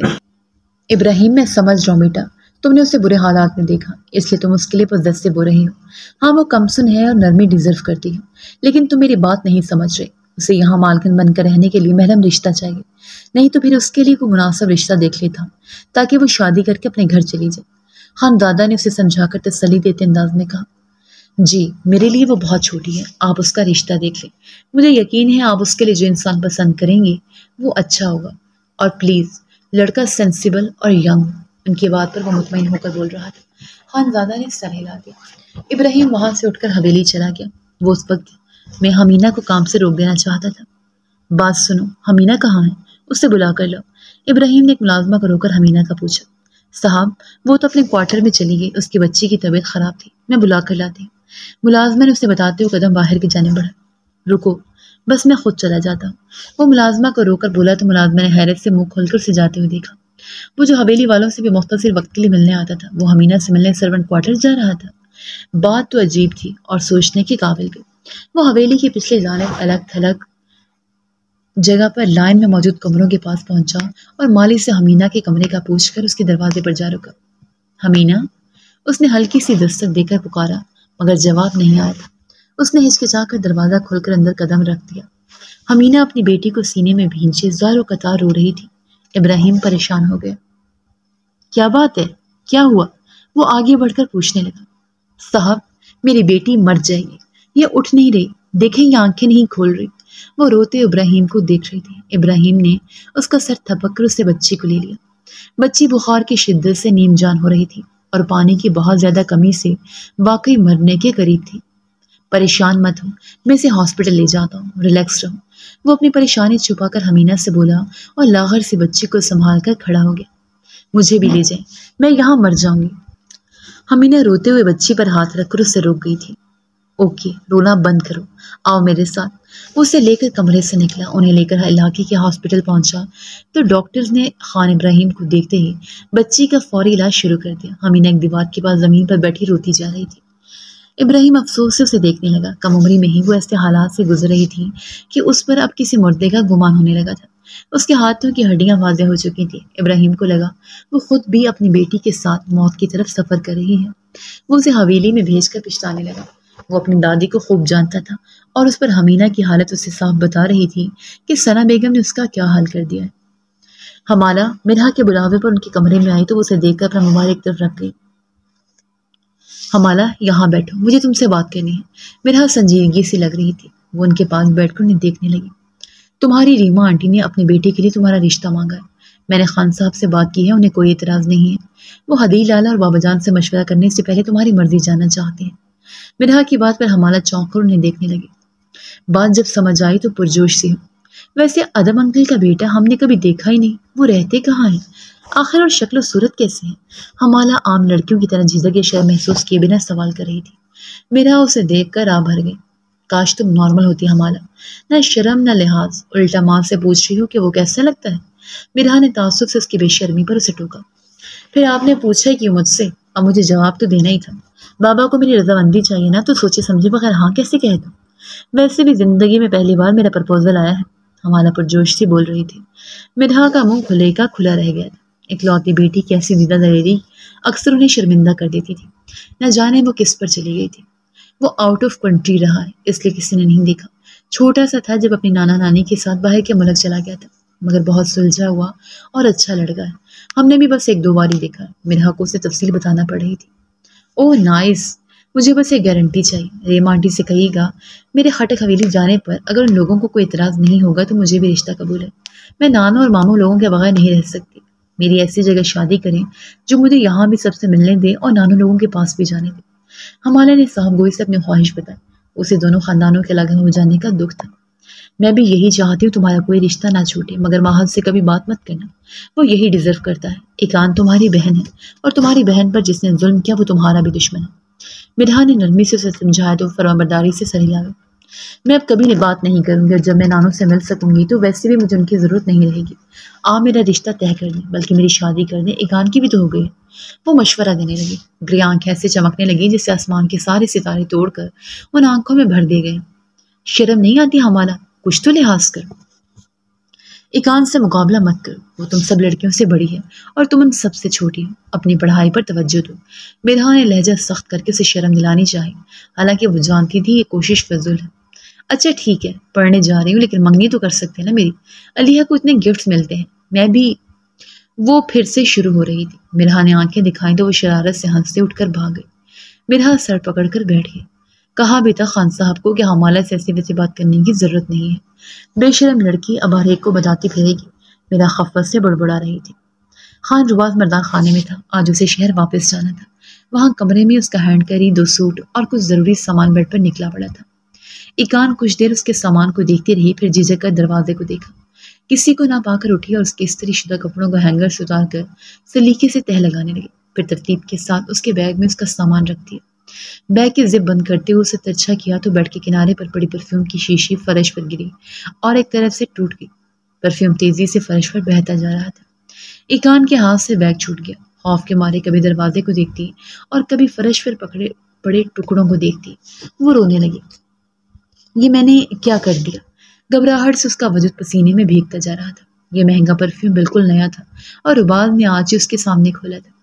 وہ زمین پر بیٹھتے شیشے کو سیدھا کر کے پرفیوم بچانے کی کوشش کرنے لگی۔ یہ کیا کر رہی ہو جاہل لڑکی؟ یہ کیا کرتی تم نے؟ اندھی ہو کیا؟ دراصل تمہارا مسئلہ یہ ہے کہ تم صرف توجہ حاصل کرنے کے بہانے ڈھونڈتی ہو۔ اس کے دماغ میں مہد خان کے برفیلے جملے گونج رہے تھے۔ ایسے موقع پر وہ صرف اس کے سر پر چیختا نہیں تھا، وہ ہاتھ بھی اٹھاتا تھا اور اس کے مارے گئے تھپڑ ایکان کے رخساروں پر نشان چھوڑ جاتے تھے۔ ہاتھ پر کانچ لگنے سے وہ ماضی سے نکلی تو اس کی ہتھیلی پر گہرا کٹ لگ چکا تھا۔ پرفیوم میں تیزی سے اس کا خون شامل ہوتا جا رہا تھا۔ وہ خوف سے مرنے والی ہو گئی۔ ایکان، یہ کیا کر رہی ہوں؟ رباز کمرے میں آیا تو اسے خون سے ہاتھ بھر کر فرش پر جھکے پائے۔ وہ گھبرا کر اس کے پاس پہنچا۔ I'm sorry, I'm so sorry, یہ مجھ سے ٹوٹ گئی۔ وہ اس سے معذرت کرتے ہوئے بری طرح رونے لگی۔ رباز تو اپنا فیوریٹ پرفیوم یوں ٹوٹا ہوا دیکھ کر کچھ دیر کے لیے جم گیا تھا۔ بیڈ پر سامان سمٹا ہوا دیکھ کر وہ سمجھ گیا کہ وہ پیکنگ کے چکر میں یہ سب کر چکی ہے۔ یہ کیسے؟ پاگل لڑکی، رہنے دینا تھا، میں سب کر لیتا خود۔ وہ بیچارگی سے اپنے پرفیوم پر فاتحہ پڑھ کر اس کے ہاتھ تھام چکا تھا۔ میں تو بس مدد کرنا چاہتی تھی۔ وہ آنسو بہاتی شرمندگی سے سر جھکا گئی۔ رباز نے تعصب سے نفی میں سر ہلایا اور اسے پکڑ کر بیڈ پر بٹھا۔ ایم سوری، میری وجہ سے۔ وہ رباز کی خاموشی محسوس کرتی شرمندگی سے معذرت کرنے لگی۔ آنکھیں آنسوؤں سے بھری ہوئی تھیں۔ فرسٹ ایڈ باکس اٹھاتے ہوئے رباز نے پلٹ کر اسے دیکھا اور گہرا سانس بھر کر اس کے پاس پہنچا۔ کوئی بات نہیں کان، ٹوٹنے کی چیز تھی، ٹوٹ گئی۔ بار بار سوری کر کے مجھے شرمندہ مت کرو۔ وہ نرمی سے بولتے اس کا ہاتھ تھام کر کاٹن سے خون صاف کرنے لگا۔ ایکان بھیگی آنکھوں سے اسے دیکھتی جا رہی تھی۔ وہ خون صاف کر کے بینڈیج کرنے میں مصروف تھا۔ ہاں، اپنا پرفیوم ضائع ہونے پر اسے افسوس ہوا تھا۔ کچھ دیر کے لیے کچھ بول بھی نہیں پایا تھا۔ شاید غصہ بھی آیا ہو، مگر اس نے ایکان کو ڈانٹا نہیں تھا۔ ضبط کر کے تسلی بھی دے دی اور پٹی بھی کر دی۔ اب فرش پر بکھرا کانچ اور خالی ہو چکی شیشی سمیٹ کر ڈسٹ بن میں ڈال دیا۔ ہاتھ جھاڑ کر واش روم میں ہاتھ دھونے چلا گیا۔ کچھ بولا ہی نہیں، لڑا نہیں، اس کے لیے پرواہ بھی ظاہر کی تھی، مگر ایکان کو پھر بھی رونا آ رہا تھا۔ وہ ہاتھ پر پٹی باندھے سسکیاں دبائے روتی جا رہی تھی۔ ایکان، میں نے کہا نا کوئی بات نہیں، رونا بند کرو۔ واش روم سے نکلتا روباز ایکان کو روتا دیکھ کر پریشانی سے اس کے پاس بیٹھا۔ مگر میری غلطی تھی، میری لاپرواہی سے آپ کا نقصان ہوا ہے، میں جانتا ہوں مجھ پر غصہ ہے، آپ سزا دینا چاہتے ہوں گے، آپ مجھے مار بھی سکتے ہیں۔ وہ روتے ہوئے بول رہی تھی۔ اس کی آخری بات پر روباز کا دماغ گھوم گیا۔ کیا بات کر رہی ہو ایکان؟ تمہارا دماغ خراب ہے کیا؟ روباز کی اونچی آواز پر وہ ڈر کر پیچھے۔ میں کیوں ماروں گا تمہیں؟ اتنا کمزور نہیں ہوں جو ایک فضول سی چیز کے لیے تم پر ہاتھ اٹھاؤں گا۔ ٹوٹنے کی چیز تھی، ٹوٹ گئی، بات ختم۔ وہ ماتھے پر بل ڈالے غصے ضبط کرنے کے چکر میں سرخ ہوا جا رہا تھا۔ ایکان نے آنسو اپنے اندر اتار لی۔ اس کی آواز دبا کر سر جھکانے پر روباز مدھم پڑا۔ میں تم سے کہہ رہا ہوں نا، اتنی بڑی بات نہیں ہے، رونا بند کرو اور دوبارہ مارنے کی بات مت کرنا۔ کیا ہماری حویلی میں کسی مرد کو عورت پر ہاتھ اٹھاتے دیکھا ہے پہلے؟ اس نے آواز نیچے کر کے ایکان کو سمجھایا۔ وہ سر نفی میں ہلاتی بیڈ سے اتری۔ کہاں جا رہی ہوں؟ روباز چونک کر اسے دیکھنے لگا۔ میں منہ دھونے۔ وہ بھیگتی آواز میں ادھورا جملہ پورا بول کر باتھ روم میں جا کر بند ہو گئی تھی۔ پانی کھولے وہ آواز دبا کر روتی جا رہی تھی۔ باہر روباز سر پکڑ بیٹھا۔ وہ سمجھ نہیں پا رہا تھا کہ سمجھ سے آخر ایکان کو لگا کہ وہ غصہ میں ہے۔ ہاں، وہ اس کا ایسا کوئی دیوانہ نہیں تھا کہ آگے پیچھے گھومتا یا اس کے نقصان کرنے پر بھی اسے ہنس کر ریلیکس کرتا، مگر اس نے غصہ بھی نہیں کیا تھا۔ اس کے خیال میں تو اتنا بھی بہت تھا۔ پھر ایکان کو باتھ روم میں بند ہوئے جانے کتنی دیر گزر چکی تھی۔ وہ اٹھ کر دروازہ ناک کرنے لگا۔ ایکان، کیا تم ٹھیک ہو؟ اس نے دستک دے کر مدھم آواز میں سوال کیا۔ اندر ایکان اپنی آنکھیں رگڑنے لگی۔ رو رو کر آدھی ہو چکی تھی، مگر آنسو تھم بھی نہیں رہے تھے۔ وہ اپنی کیفیت خود بھی نہیں سمجھ پا رہی تھی۔ وہ نارمل رہنا چاہتی تھی، مگر خوف اس کے اندر سے جا ہی نہیں رہا تھا۔ کتنی ہی دیر بعد وہ باہر نکلی تو روباز اس کے انتظار میں وہیں کمرے میں ٹہل رہا تھا۔ اسے دیکھ کر ٹھٹک گیا۔ اس کا پانی سے تر چہرہ بہت سرخ ہو رہا تھا، آنکھیں بھی سرخ اور بھیگی ہوئی تھی۔ وہ سمجھ گیا اندر جا کر وہ اب تک روتی رہی ہے، مگر کیوں؟ ایم سوری، میں سر جھکا کر اس نے کچھ بولنا چاہا۔ کیا تم یہ فارمل ہونا بند کر سکتی ہو پلیز؟ مجھے تمہارا پرفیوم توڑنا برا نہیں لگا، روباز اس کے پاس جا کر بولتا۔ اس کے بعد درمیان میں ٹوک گیا۔ ایکان بے اختیار سر اٹھا کر اسے دیکھنے لگی۔ روباز نے اس کے یوں دیکھنے پر آگے بڑھ کر اسے سینے سے لگا لیا۔ ایکان اس اچانک حرکت پر سٹ پٹا سی گئی تھی۔ میں نے تم پر غصہ نہیں کیا، کیونکہ میں تم پر غصہ نہیں کرنا چاہتا۔ اگر یہ نقصان علیحا سے ہوتا تو میں اسے کبھی نہ ڈانٹتا، تو پھر تمہیں کیوں ڈانٹوں؟ میں اتنا ناانصاف نہیں ہوں ایکان۔ وہ اس کا سر تھپکتے ہوئے نرمی سے سمجھا رہا تھا۔ اس کے کندھے پر چہرہ چھپا کر کھڑی ایکان نے آنکھیں موند لیں۔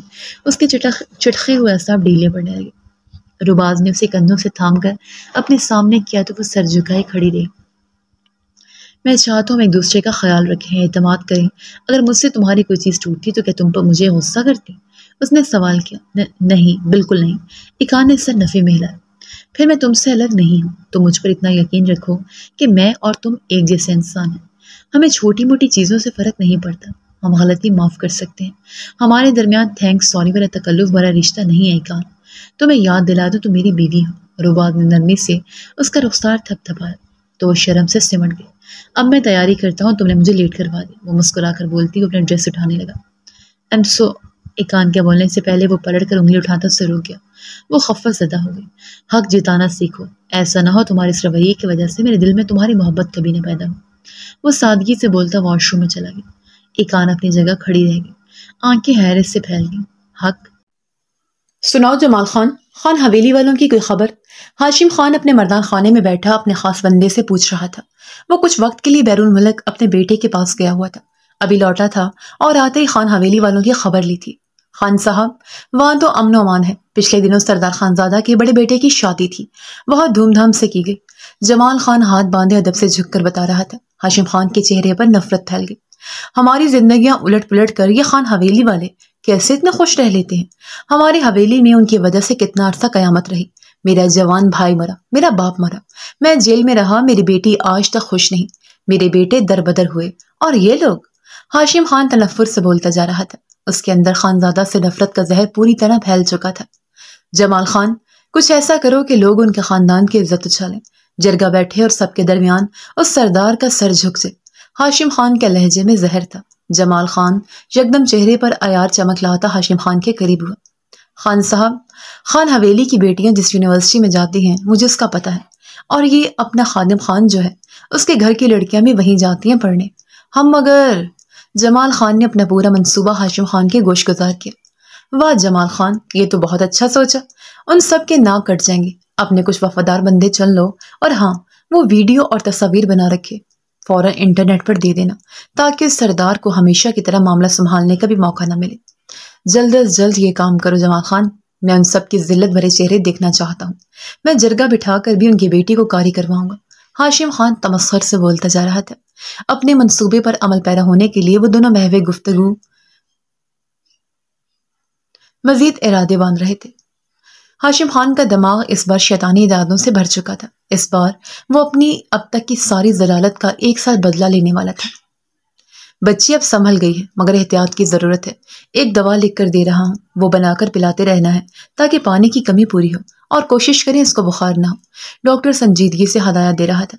ابراہیم خاموشی سے اس کمزور سی بچی کو دیکھ رہا تھا. ہمینہ ڈاکٹر کی ہدایت پر سر ہلا رہی تھی. Okay, thank you sir. Ibrahim نے پرچی لینے کے بعد ہاتھ بڑھایا، مگر ہمینہ نے تیزی سے وہ کاغذ پکڑ لیا. ابراہیم نے ایک نظر سے دیکھا، وہ اپنی بیٹی کو اٹھا کر باہر نکل رہی تھی. ابراہیم بھی ڈاکٹر سے مل کر اس کے پیچھے گیا. ہمینہ، مجھے پرچی دے دو تاکہ میں میڈیسن لا سکوں. اس نے ہمینہ کے پاس پہنچ کر نرمی سے کہا. نہیں شکریہ صاحب، میں اب کر لوں گی خود، بہت شکریہ. وہ کاغذ مٹھی میں دبا کر پیچھے ہوئی. مگر تم، ابراہیم نے کچھ کہنا چاہا جب وہ رکی. مجھے تنخواہ ملی تھی کل ہی خان بیگم نے دیے پیسے، میں میڈیسن لے لوں گی. وہ سنجیدگی سے بول رہی تھی. ابراہیم خاموش ہو گیا. ہاسپٹل سے نکل کر وہ گاڑی کی جانب بڑھا، مگر ہمینہ وہیں باہر پڑے بینچ پر بیٹھ گئی تھی. یہاں کیوں بیٹھی ہو؟ واپس نہیں جانا کیا؟ وہ رک کر حیرت سے اسے دیکھنے لگا. نہیں، میں صبح شہر واپس چلی جاؤں گی. آپ کا بہت شکریہ مجھے پناہ دی، مگر اب میں اپنا انتظام خود کر لوں گی. اس کی بات پر ابراہیم کو جھٹکا لگا. اکیلی کہاں جاؤ گی؟ اپنے گھر جانا چاہتی ہو؟ وہ پریشان ہوتا اس کے پاس جا کر سوال کرنے لگا.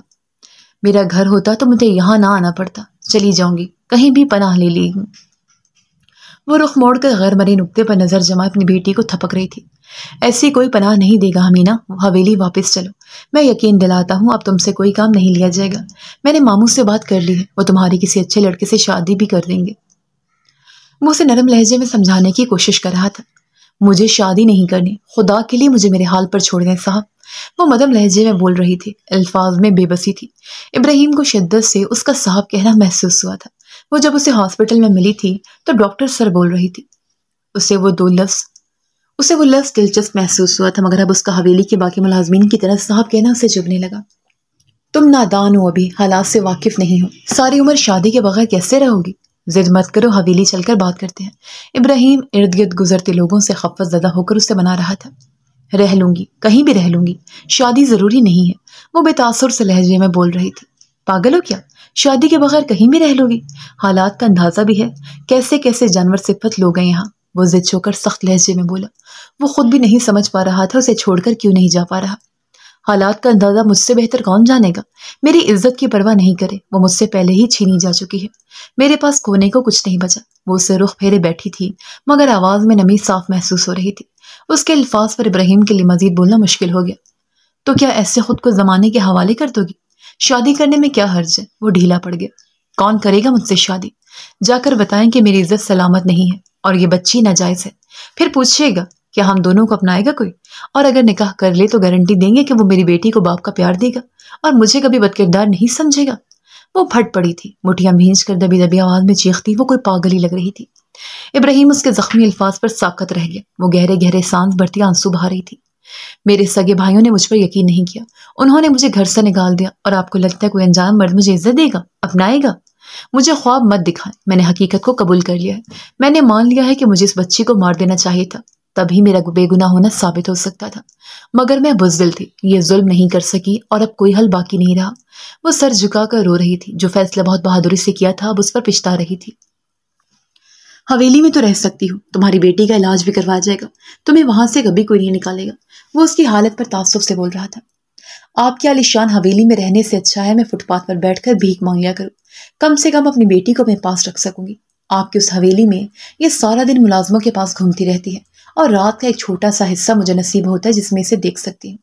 آپ کی حویلی میں رہوں تاکہ یہ بڑی ہو کر اپنی ماں کی طرح انجان مردوں کے ہاتھوں اپنی عزت گنوا دے. حمینہ کے الفاظ ابراہیم کو شرمندگی سے زمین میں دھنسا گئے تھے. اس کا وجود جیسے ہوا میں معلق ہو گیا. وہ مدد کر رہا تھا یا ذلیل کر رہا تھا؟ میں آپ کے آگے ہاتھ جوڑتی ہوں، مجھ پر ترس کھائیں، میں بہت شکر گزار ہوں آپ نے میری مدد کی، مگر بس اتنی مدد کافی ہے۔ وہ کپ کپاتے کمزور ہاتھ اس کے سامنے جوڑتی رونے لگی۔ اس کی گود میں پڑی بچی بخار سے بے چین کسمسا رہی تھی۔ وہ کیا کرے، ایسے ہی پلٹ جائے ان دونوں کو اس حال میں چھوڑ کر؟ وہ یہی کرنا چاہ رہا تھا مگر نہیں کر پایا۔ اس کا دل رک گیا تھا، دھڑک ہی نہیں رہا تھا۔ ہاتھوں کو مٹھی کی صورت بھینچے جیسے وہ خود کو کوئی بھی فیصلہ لینے سے باز رکھنا چاہ رہا تھا، مگر وہ بے حسی تو نہیں تھا۔ اب ایسا نہیں ہوگا، اب تم کام نہیں کرو گی، اس گڑیا کو سنبھالو گی۔ حویلی چلو حمینہ، اب تم سے کوئی کام نہیں کروائے گا۔ وہ یکدم سنجیدگی سے بولا۔ حمینہ اس کے ضد پر تھک کر بینچ سے ٹیک لگا گئی۔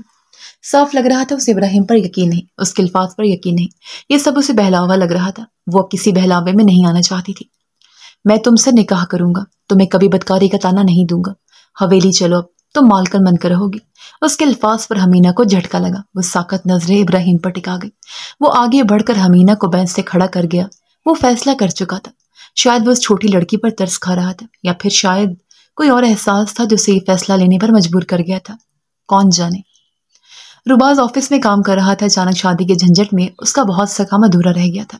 وہ اور رات خان ایک ہی آفس میں ہوتے تھے، مگر کام بانٹا ہوا تھا، اور اس تقسیم میں ہمیشہ اوراد اپنا کام وقت پر پورا کر لیتا، اور اس نے قسم کھائی ہوئی تھی کہ وہ کبھی خان روباز کا کام نہیں کرے گا۔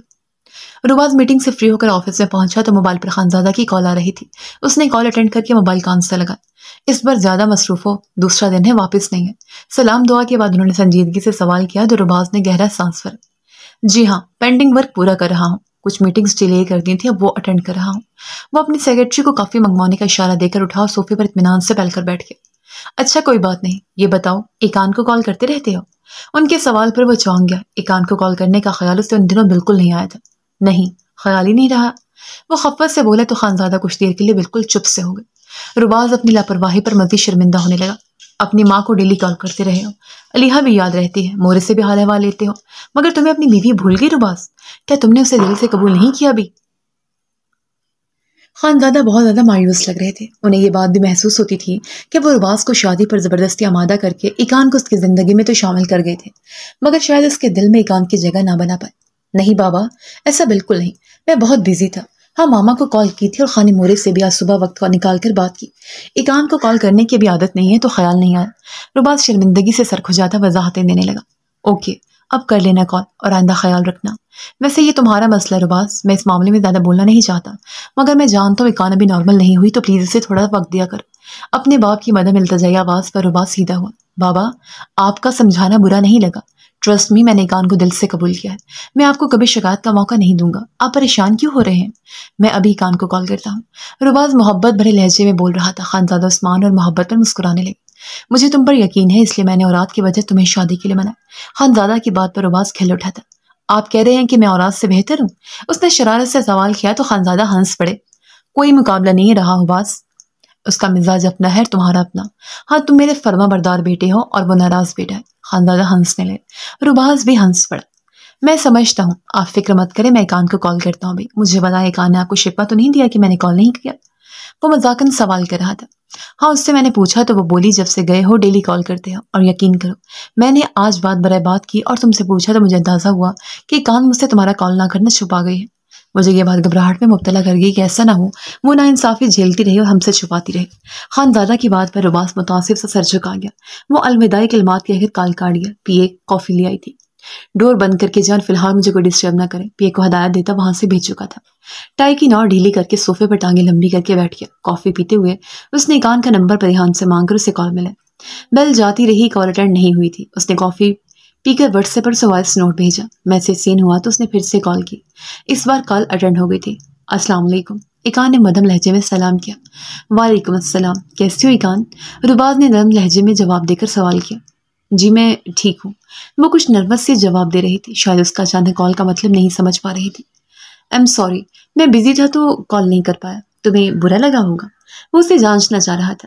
نہیں، کوئی بات نہیں، مجھے برا نہیں لگا۔ وہ گڑبڑا کر بولتی اسے معذرت کرنے سے روک گئی۔ ایکان، جب میں نے کال نہیں کی تو تم نے واپس سے جھوٹ کیوں بولا؟ وہ یکدم سنجیدہ ہو کر پوچھ رہا تھا۔ ایکان اس کے سوال پر خفیف سی ہو گئی۔ میں تو بس وہ وضاحت کی کوشش میں ناکام ہوتی خاموش ہو گئی۔ مجھے ایمانداری سے جواب دینا، یہ میری طرفداری تھی یا اپنا بھرم رکھنے کی کوشش کی تم نے؟ رباز نے متجسس لہجے میں سوال کیا۔ شاید دونوں ہی، وہ دھیمے لہجے میں بولی۔ رباز آہستگی سے مسکرا دیا۔ میرا نمبر سیو کر لو، میں کال کرتا رہوں گا، اور مجھے تمہارا بھی ڈیلی ایک میسج تو ضرور ملنا چاہیے۔ وہ اچانک دھونس بھرے لہجے میں بولا۔ کیسا میسج؟ وہ بوکھلا گئی۔ کچھ بھی کہہ دینا جس قابل سمجھو مجھے۔ وہ مسکراہٹ دبا کر بول رہا تھا۔ ایقان کا گھبرانا اسے دلچسپ لگ رہا تھا۔ جی ٹھیک ہے، وہ فرما برداری سے بولی۔ تم مجھے یہ بھی بتا سکتی ہو کہ میں تمہیں کتنا اچھا لگتا ہوں؟ وہ ہنسی دبائے شوخی سے بولا۔ جی؟ ایقان کے ہاتھ پیر پھولنے لگے۔ کیوں، میں اچھا نہیں لگتا تمہیں؟ وہ اب سراسر اسے تنگ کر رہا تھا۔ میرا وہ مطلب نہیں تھا۔ ایقان کے لیے جواب دینا محال ہو رہا تھا۔ اسے رباز کا مزاج حیران کر رہا تھا۔ کبھی فرصت میں تمہارا مطلب ضرور جاننا چاہوں گا۔ اب اتنا بتا دوں، مجھے تو تم بہت اچھی لگتی ہے۔ وہ مسکرا کر اعتماد سے بولا۔ ایقان کا چہرہ سرخ ہوا۔ اگلی دفعہ تمہیں اپنا بھرم قائم رکھنے کے لیے جھوٹ نہیں بولنا پڑے گا۔ ہاں، میری طرفداری تم کر سکتی ہو۔ اچھا ہے، بیوی کا کوئی تو فائدہ ہو، تمہارے بعد مجھے کوئی ڈانٹے گا تو نہیں؟ وہ مزید بولا۔ ایقان جھیم گئی۔ وہ بول رہا تھا تو اچھا لگ رہا تھا، اس کا نرم لہجہ اور الفاظ۔ ایقان اس کے سحر میں مبتلا ہو رہی تھی۔ اگر شرم کا تقاضا نہ ہوتا تو ابھی بول دیتی کہ وہ بے حد اچھا لگتا ہے، یا شاید حد سے بھی کہیں زیادہ۔ اس کی خاموشی پر رباز دھیرے سے ہنس دیا۔ وہ ایقان کو نہیں دیکھ رہا تھا، مگر وہ محسوس کر رہا تھا وہ شرما رہی ہے۔ جان ہی نہیں پایا کہ وہ اسی کو سوچ رہی ہے۔ رباز نے اسے دوبارہ کال کرنے کا کہہ کر کال کاٹ دی۔ وہ موبائل میں ایقان کا نمبر ڈیئر وائف کے نام سے محفوظ کرتا مسکرا رہا تھا، اور ایقان کال کٹتے ہی بات کتنی ہی دیر اسے سوچتی رہی۔ وہ الہام کے منہ سے حمالہ کے رشتے کا سن کر لب سختی سے بھینچ گیا۔ الہام کال پر کہہ لگاتا حمالہ کو چھیڑ رہا تھا۔ خان اوراد جھٹکے سے اٹھ کر اپنے کمرے میں پہنچا اور تیار ہو کر گاڑی کی چابی اٹھاتا حویلی کی طرف نکل گیا۔ باہر شام کے سائے سیاہی میں ڈھل رہے تھے۔ بیک یارڈ میں ٹہلتا الہام جان ہی نہ پایا کہ خان اوراد وہاں سے جا چکا ہے۔ الہام، او ہیلو۔ رباز گھر آیا تو اوراد کہیں نہیں تھا۔ وہ الہام کے سر پر پہنچا۔ وہ اپنے کمرے میں بیٹھا پڑ رہا تھا۔ اس کی پکار پر چونک کر اسے دیکھنے لگا۔ اوراد ابھی تک گھر نہیں آیا کیا؟ رباز نے سوال کیا۔ کب کے آ چکے؟ اپنے روم میں ہوں گے یا اسٹڈی روم میں؟ الہام مصروف سا بول رہا تھا۔ رباز ہر جگہ دیکھ چکا تھا، وہیں کھڑے کھڑے کال ملے۔ کہاں ہو اوراد؟ کال اٹینڈ ہوئی تو رباز نے چھوٹتے ہی سوال کیا۔ حویلی جا رہا ہوں، کل آ جاؤں گا، وہ سنجیدگی سے بولا۔ حویلی؟ مگر کیوں؟ رباز نے چونک کر پوچھا۔ حویلی کے ذکر پر الہام کے بھی کان کھڑے ہو گئے۔ کیوں، میرا جانا منع ہے؟ اوراد کے سنجیدہ سوال پر رباز ایک پل کے لیے گڑبڑا گیا۔ یار میں نے ایسا کب کہا؟ رباز نے وضاحت دی۔ ملنے جا رہا ہوں، کل آ جاؤں گا۔ آپ کو کوئی کام تھا؟ اوراد کے سنجیدہ سوال پر رباز نے گہرا سانس بھرا۔ نہیں، پہنچ کر کال کر دینا۔ رباز نے ہدایت دے کر کال کاٹ دی۔ الہام بیڈ پر گر گیا۔ مجھے بھی لے جاتے ہیں یار حویلی۔ وہ رونے والا ہو گیا۔ اپسٹ لگ رہا تھا۔ خدا خیری کرے، رباز نے ڈھیلے سے لہجے میں کہا اور وہیں صوفے پر بیٹھ گیا۔ وہ حویلی میں پہنچا تو رات ہو رہی تھی۔ وہ تیزی سے قدم بڑھاتا اندر کی طرف بڑھ رہا تھا۔ جب اوپر چھت پر ٹہلتے حمالہ پر نظر پڑی، وہ لب بھینچے یکدم اسی جانب بڑھ گیا۔ وہاں حمالہ جوش و خروش کے ساتھ کال پر گلالئی سے بات کر رہی تھی۔ دیکھو، ہم پارٹنرز تھی نا، مجھے صرف تمہارے لالا کو دیکھنا ہے کہ آخر کیسی پرسنالٹی ہے، کیونکہ مجھے اوراد لالا جیسے روڈ مرد بالکل نہیں پسند۔ اور ہاں، میں یہ بھی بتا دوں، میں تمہارے لالا کے ساتھ کہیں نہیں جاؤں گی، میں یہی رہوں گی تم لوگوں کے پاس، کیونکہ میرا حویلی والوں سے ملے بغیر گزارا نہیں ہوگا۔ اور حمالے کی شرائط جاری تھی۔ گلالئی ہنسی دبائے اسے سنتی جا رہی تھی۔ چھت پر پہنچا اور اداس کی باتیں سن کر ماتھے پر بل ڈالتا اس کے سر پر پہنچا تو حمالہ گڑبڑا گئی۔ لالا، میں بوکھلا کر وضاحتیں دیتی وہ کال کاٹ گئی۔ گلالئی اس کے حقلات الفاظ سن کر ہی سمجھ گئی کہ خان اوراد اس کے سر پر پہنچ گئے۔ وہ گھر میں بیٹھی اس کی حالت پر ہنس رہی تھی۔ کس کا پرپوزل ہے تمہارے لیے؟ وہ سنجیدگی سے سوال کر رہا تھا۔ حمالہ حیران ہوئی۔ ادب انکل کے بیٹے کا۔ ریما آنٹی نے رباز لالا کی شادی پر ہی مجھے دیکھ کر پسند کر لیا تھا، اور پھر وہ پوری تفصیل بتانا شروع ہو گئی تھی۔ خان اوراد نے بھویں بھینچ کر اسے دیکھا۔ اگر تم پڑھنا چاہتی ہو تو اس رشتے سے انکار کر دو، وہ اس کی بات درمیان میں کاٹ کر بولا۔ حمالہ کو یکدم چپ لگ گئی۔ ریما آنٹی کو میری اسٹڈی سے کوئی مسئلہ نہیں، حمالہ نے سنجیدگی سے جواب دیا۔ اسے حیرت تھی خان اوراد اس کے معاملے میں دلچسپی کیوں لے رہا تھا۔ مجھے مسئلہ ہے، میں تم سے کہہ رہا ہوں کہ اگر تم چاہتی ہو تمہارا یونی جانا بند نہ ہو تو اس رشتے سے انکار کر دو۔ اوراد نے اپنے الفاظ پر زور دے کر کہا۔ آپ کو اور خان موری کو ویسے بھی میری ہر بات پر اعتراض ہوتا ہے، میں اس رشتے کے لیے اپنی مرضی بابا کو بتا چکی ہوں، مجھے انکار نہیں ہے۔ حمالہ ضد میں آ گئی۔ خان اوراد کا مسلسل ہر بات پر ٹوکنا اسے غصہ دلا رہا تھا۔ بعد میں مت کہنا پڑھائی پوری ہونے سے پہلے شادی کر دی، وہ سنجیدہ سا وارن کر رہا تھا۔ یہ آپ کا مسئلہ نہیں ہے، میں کہہ چکی ہوں میری شادی کر دیں، تب بھی مجھے اعتراض نہیں ہے، حمالہ نے ناک چڑھا کر کہا۔ اوراد نے ایک نظر اس کے چہرے پر ڈالی اور سر ہلا دیا، جیسے سمجھ گیا اچھی بات ہے۔ وہ پلٹ کر چلا گیا۔ ہمارا اس کے جملے کا مطلب سمجھنے کی کوشش کرتی رہ گئی۔ خان اور آدمی چمردان خانے میں باپ اور دادا کے پاس پہنچ گیا۔ حویلی کے سب مردی وہاں موجود تھے۔ ابراہیم، کیا تم واقعی ہی چاہتے ہو؟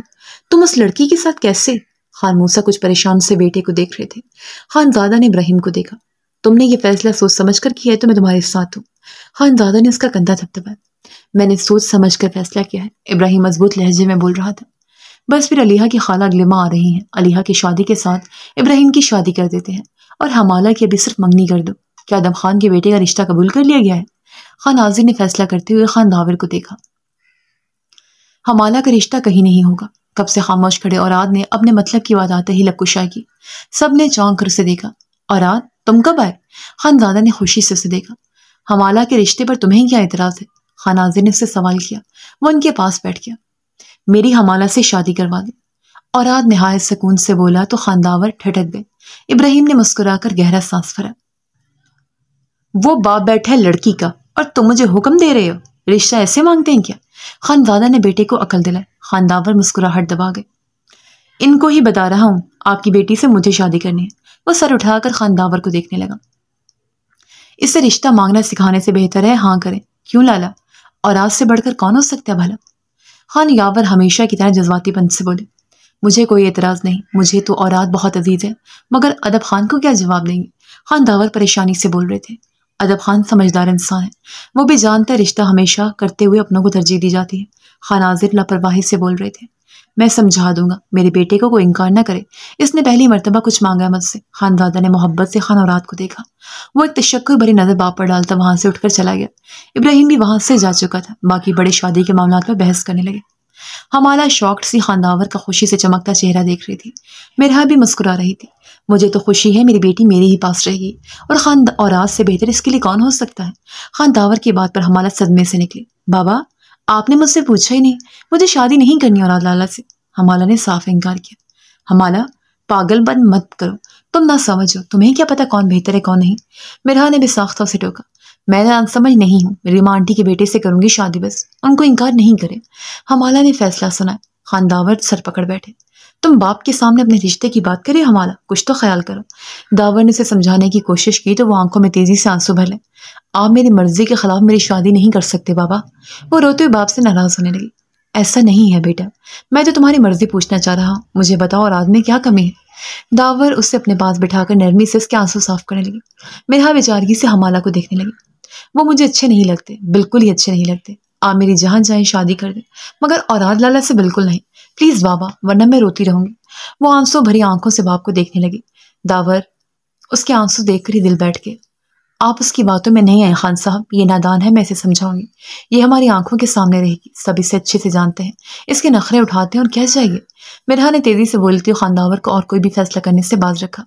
وہ ماں تھی، حمالہ کو اچھے سے جانتی تھی، انہیں پتا تھا لاڈ پیار تھے، اس کے اندر جو خامیاں پیدا ہو گئی تھی وہ خان حویلی والے ہی برداشت کر سکتے تھے۔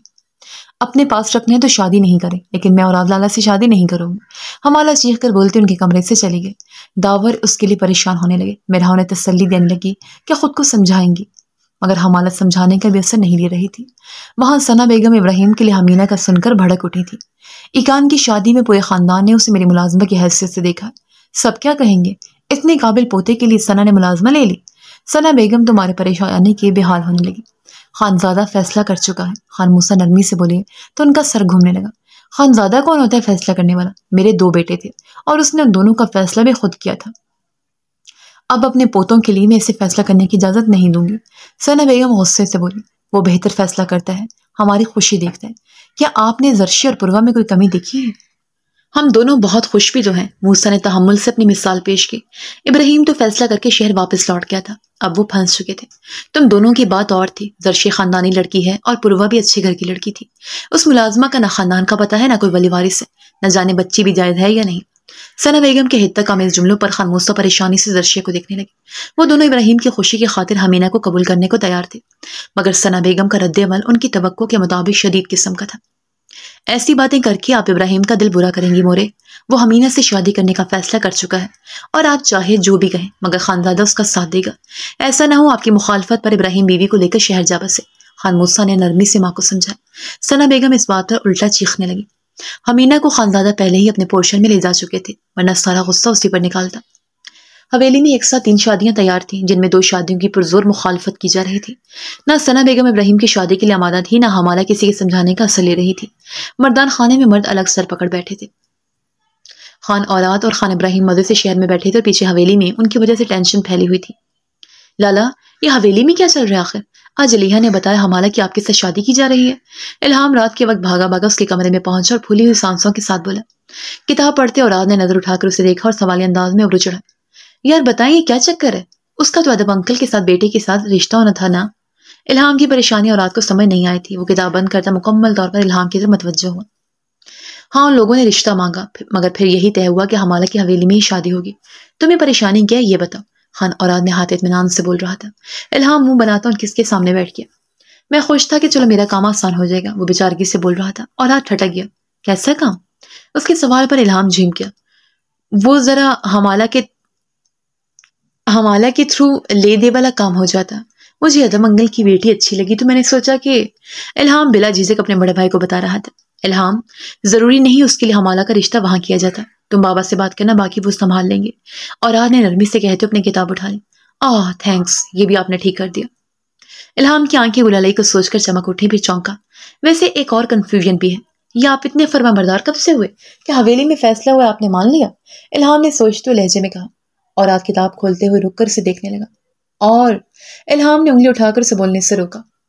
مجھے خانی مورے کی بہن کی XYZ نواسی کا سین بھی پتا ہے، جس کے لیے آپ نے ایٹ دا مومنٹ کال پر انکار کر دیا تھا۔ So don't you try to say کہ آپ ہیں ہی اچھے۔ الہام جتا کر بولتا شرارت سے اسے دیکھ رہا تھا۔ اوراد نے مسکرا کر کتاب بند کر الہام کو دیکھا۔ الہام، وہ ہے دروازہ، وہاں سے نکلتے نظر آؤ، کیونکہ میں تمہیں جواب دہ نہیں ہوں۔ خان اوراد کے مسکراتے جملے پر الہام کا موڈ آف ہوا۔ مگر لالا، الہام نے بولنا چاہا۔ ابھی؟ اوراد نے دروازے کی جانب انگلی کی۔ الہام دل میں کسی نئی لو اسٹوری کو سننے کی چاہ دبائے خفگی سے اٹھ کر اس کے کمرے سے نکل گیا۔ اور پھر محبت بھی بھلا دوسروں کو سنانے والی کہانی ہے، وہ تو کی جاتی ہے اور جس سے کی جاتی ہے صرف اسی کو جتائی جاتی ہے، روح کو معطر کر دینے والی خوشبو جیسی، خود سے خود تک اور پھر خود سے محبوب تک محدود کر دینے کی قابل۔ محبت تو ایسی چیز ہوتی ہے۔ خان اوراد نے پھر سے کتاب کھولی اور اسے پڑھنے میں ایسا محو ہوا جیسے اسے پڑھنے کے دوران کوئی دوسری بات ہوئی ہی نہیں تھی۔ رباز پورے 1 ہفتے بعد حویلی لوٹا تو حویلی کے دونوں پورشن خاموشی میں ڈوبے ہوئے ملے۔ دونوں اطراف میں سرسی جنگ جاری تھی۔ وہ چونک سا گیا تھا، پر ریحان اس کے پاس پہنچ کر ان سے ملا۔ حویلی میں پہلی بار ایک ساتھ 3-4 لوگوں کی شادی ہے، اور اس پر بھی ایسا سناٹا۔ سب خیر تو ہے نا ماما؟ رباز نے تجسس سے سوال کیا تو وہ ٹھنڈی آبھر کر رہ گئی۔ ثنا چچی غصے میں ہے کہ ابراہیم نے ملازمت سے شادی کرنے کا کیوں کہا، اور اگر اسے شادی کرنی تھی تو پہلے ملازمہ کیوں بنا کر بھیجا، اور حمالہ کی ضد ہے اسے ریما کے بیٹے سے شادی کرنی اور آج سے نہیں۔ پر ریحان ڈھیلے سے لہجے میں بولی تو رباز حیران رہ گیا۔ یہ ثنا مورے کی بات تو سمجھ میں آتی ہے، خیر ان جیسی ہائی کلاس مائنڈ کی عورت اپنی ہی ملازمہ خاص کر اپنے عزیز ترین پوتے کے لیے ذرا مشکل ہی قبول کریں گی، مگر یہ حمالہ کی کیا ضد ہے؟ کیا وہ ریما آنٹی کے بیٹے کو جانتی ہے؟ رباز نے حیرت سے حمالہ کی ضد کے بارے میں سوال کیا۔ نہیں، اسے تو اس کے بارے میں کچھ پتا بھی نہیں۔ مرحا بتا رہی تھی، اسے پوچھتی رہی کہ کیسا دکھتا ہے اور کیسا مزاج رکھتا ہے۔ میرے اندازے کے مطابق حمالہ کو صرف اوراد سے شادی کرنے پر اعتراض ہے۔ اپنے بیٹے کا ذکر کرتے ہوئے ریحان فطری طور پر اداس ہوئی تھی۔ اوراد میں کیا کمی ہے؟ کسی بھی لڑکی کی چوائس ہو سکتا ہے، حمالہ تو پاگل ہے۔ رباز اس کی ضد پر ماتھے پر بل ڈال گیا۔ اسے حمالہ کا اوراد کے لیے انکار کرنا نہایت ناگوار گزرا تھا۔ ایسی بات نہیں ہے، وہ صرف ندم محبت کی عادت ہے۔ اوراد کا مزاج کچھ سرد سا ہے، وہ حویلی بھی کم آتا ہے، اور آ جائے تو کسی سے بات تک نہیں کرتا، شاید اسی لیے حمالہ بھی گھبرا رہی ہے۔ سب سمجھا رہے ہیں، وہ شام سے رونے میں مصروف ہے مگر مان نہیں رہی۔ پر ریحان تفکر سے بتا رہی تھی، شاید انہیں بھی حمالہ پر یوں زبردستی کرنا برا لگ رہا تھا۔ تو پھر اتنا فورس کیوں کریں یار؟ انسان کا دل نہیں مانے تو جبر تھوڑی ہے۔ ایسے بھی کیا زبردستی کہ اسے رلا کر ہی شادی کے لیے منایا جا رہا ہے؟ رباز کا نرم دل حمالہ کے رونے کا سن کر بے چین ہو گیا، غصہ اور ناراضگی سب ہوا ہو گئی۔ ہم بھی ایسا نہیں کرنا چاہتے، مگر تمہارے بابا افسردہ ہیں۔ کیا تم جانتے ہو حمالہ سے شادی کرنے کا خود اوراد نے کہا ہے، اور اس نے پہلی بار تمہارے بابا سے کچھ مانگا ہے، وہ انکار نہیں کرنا چاہتے۔ پر ریحان کی بات پر رباز چپ کا چپ ہو گیا۔ حمالہ اوراد کی خواہش تھی، اس بات پر آ کر وہ بھی کچھ نہیں بول پا رہا تھا۔ اوراد ہمیشہ اپنا ہر کام، ہر خواہش اپنے تک محدود رکھتا تھا۔ واقعی یہ بالکل پہلی مرتبہ ہوا تھا کہ اس اپنی خوشی حویلی والوں کو بتانا پڑی تھی۔ یہاں تو ہر بچے کو پیار ملا تھا، کچھ محرومیاں ایکان میں رہ گئی تھیں اور کچھ خان اوراد میں۔ وہ لڑکی تھی پھر بھی حویلی والوں پر انحصار کرتی تھی، مگر اوراد لڑکا تھا، الگ تھلگ ہوتا چلا گیا۔ وہاں خان داور اور مرحا اپنے ہر جگہ پریشان ہیں کیونکہ حمالہ نے رو رو کر اپنا برا حال کر لیا ہے۔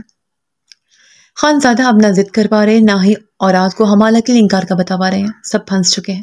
خانے مورے بھی کمرے میں بند ہیں، یقیناً انہیں بھی حمالہ کا انکار کرنا دکھی کر گیا ہوگا۔ رباز کے مدھم سوال پر ریحان نفی میں سر ہلا گئے۔ ان کے کانوں میں ابھی حمالہ کا انکار نہیں پہنچا۔ وہ تو ابھی تک اورات کے حوالے سے شادی پر ہی صدمے میں آ گئی ہیں، کیونکہ یہ اورات کی خوشی ہے اس لیے اختلاف نہیں کر پا رہی، مگر انہیں شدید افسوس ہے کہ حمالہ جیسی نان سیریس اور ان کی نظر میں نہایت بگڑی ہوئی لڑکی ان کی اورات کی بیوی بنے گی۔ اگر انہیں اس بگڑی ہوئی لڑکی کے انکار کا پتہ چلا تو ایک الگ ہنگامہ برپا کر دیں گی۔ فرحان کی بات پر عباس کا سر چکرایا گیا۔ یہاں سب کا اپنا صدمہ تھا، اب تو وہ بھی ٹینشن میں گھر گیا۔ آپ پریشان نہیں ہوں، میں ذرا ٹھہر کر اورات سے بات کروں گا، اسے سمجھاؤں گا۔ اب ظاہر ہے زبردستی تو نہیں کرنا چاہے گا وہ، رباز نے حل پیش کیا۔ فرحان اتنی پریشان تھی کہ اس سے اتفاق بھی نہیں کر پائے، اور رات کو حمالہ کا انکار پتہ چلا تو کیا ری ایکشن دے گا؟ نہ جانے ناراض ہوگا یا ہمیشہ کی طرح بالکل ہی چپ اور سب سے الگ ہو جائے گا، اور یہی بات تو سب سے برداشت نہیں ہو رہی تھی۔ اوکے، تم جاؤ ریسٹ کرو، ابھی آئے ہو اس پریشانی میں مبتلا ہو رہے ہو، اللہ بہتر کرے گا۔ فرحان نے لبوں پر مسکراہٹ سجا کر اس کا سر سہلایا تو وہ ایک نظر ماں کے پریشان چہرے کو دیکھتا ان کا ہاتھ تھام کر لبوں سے لگا گیا۔ آپ پریشان نہیں ہوں، آپ کو تو اورات بھی پریشان ہوتا نہیں دیکھ سکتا۔ ایک پکچر بنا کر بھیجوں گا اور اپنی ساری خوشی بھول کر حمالہ کا انکار قبول کر لے گا۔ رباز نے انہیں خوش کرنے کی کوشش کی تو وہ مدھم سا مسکرائے۔ مجھے افسوس ہے، وہ ہماری پریشانی پر ہر بار خود کو خوش ظاہر کرتا ہے اور ہم اس کی اصل خوشی میں بھی اسے نہیں دے پا رہے۔ فرحان مایوس سے، فکر نہیں کرے نا ماما، ہو سکتا ہے اس نے بس ایک چوائس بتائی ہو، اتنی بات نہیں جتنا آپ لوگ سوچ رہے ہیں، اسے بتا کر تو دیکھیں کیا کہتا ہے۔ رباز نے انہیں تسلی دی، ان کے اطمینان دلا کر وہ اٹھا اور اپنے کمرے میں پہنچا۔ ایقان وارڈروب میں گھسی کپڑوں کو ترتیب دینے میں مصروف تھی۔ آہٹ پر سر اٹھا کر باہر جھانکا تو اسے دیکھ کر تیزی سے سیدھی ہوئی۔ السلام علیکم۔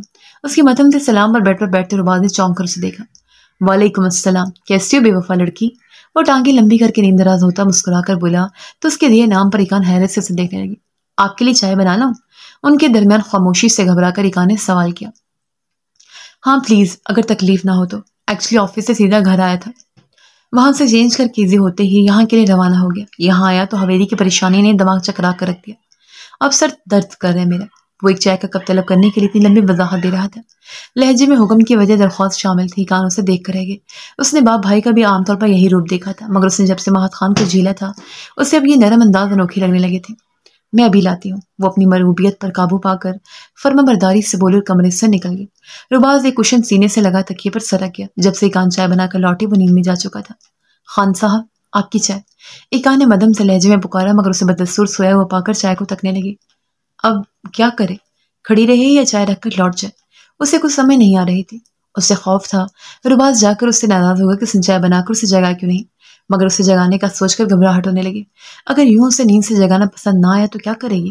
اس نے کچھ سوچ کر چائے کا کپ سائڈ ٹیبل پر رکھا اور اپنے موبائل سے اسے کال کی۔ وہ رنگ ٹون پر نیند سے جاگ گیا۔ اس سے پہلے کہ موبائل اٹھا کر چیک کرتا وہ تیزی سے آگے بڑھ کر چائے کا کپ اٹھا گئی۔ آپ کی چائے، اس کی آواز سے موبائل تلاش کرتا رباز اٹھ کر بیٹھ گیا۔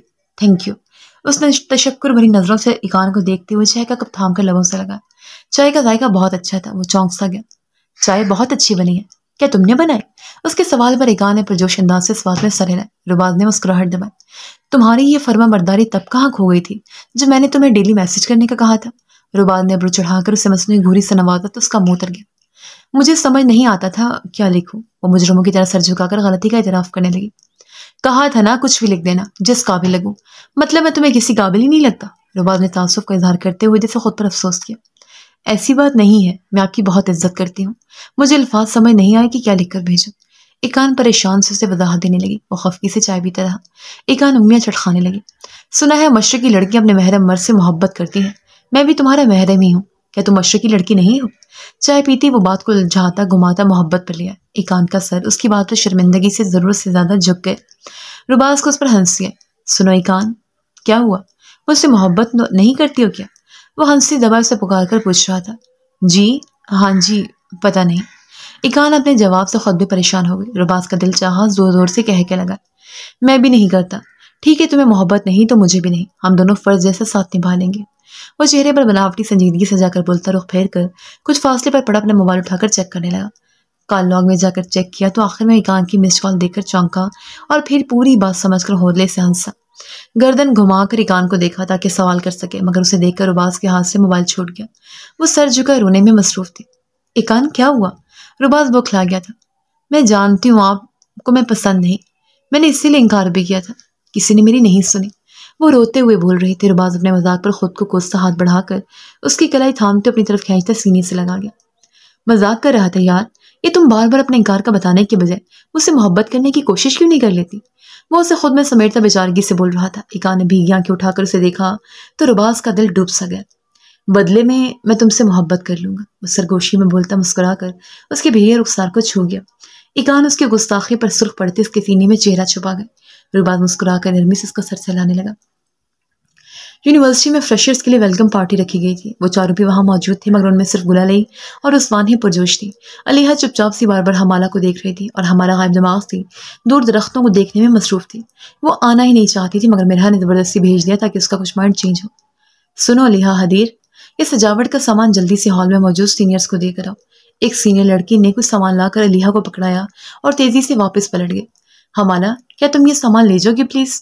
میرے سر میں درد ہے، علیحہ نے نرمی سے حمالہ کو مخاطب کیا۔ میرے بھی سر میں درد ہو رہا ہے، مجھے گھر واپس جانا ہے، میں کوئی پارٹی فنکشن وغیرہ نہیں اٹینڈ کرنا چاہتی۔ حمالہ اس کی پکار پر پلٹتی روحان سی ہو کر بولی تو علیحہ نے سر پکڑ لیا۔ حمالہ کا موڈ تو یوں ہی آ کر اچھا ہونے کی بجائے مزید برا ہو رہا تھا۔ علیحہ جانتی تھی ہر انسان کی اپنی ایک خواہش اور مرضی ہوتی ہے، اور حمالہ ہمیشہ سے ہی اوراد سے دور دور رہتی تھی۔ وہ اسے کبھی بھائی تک ماننے کو تیار نہیں ہوتی تھی۔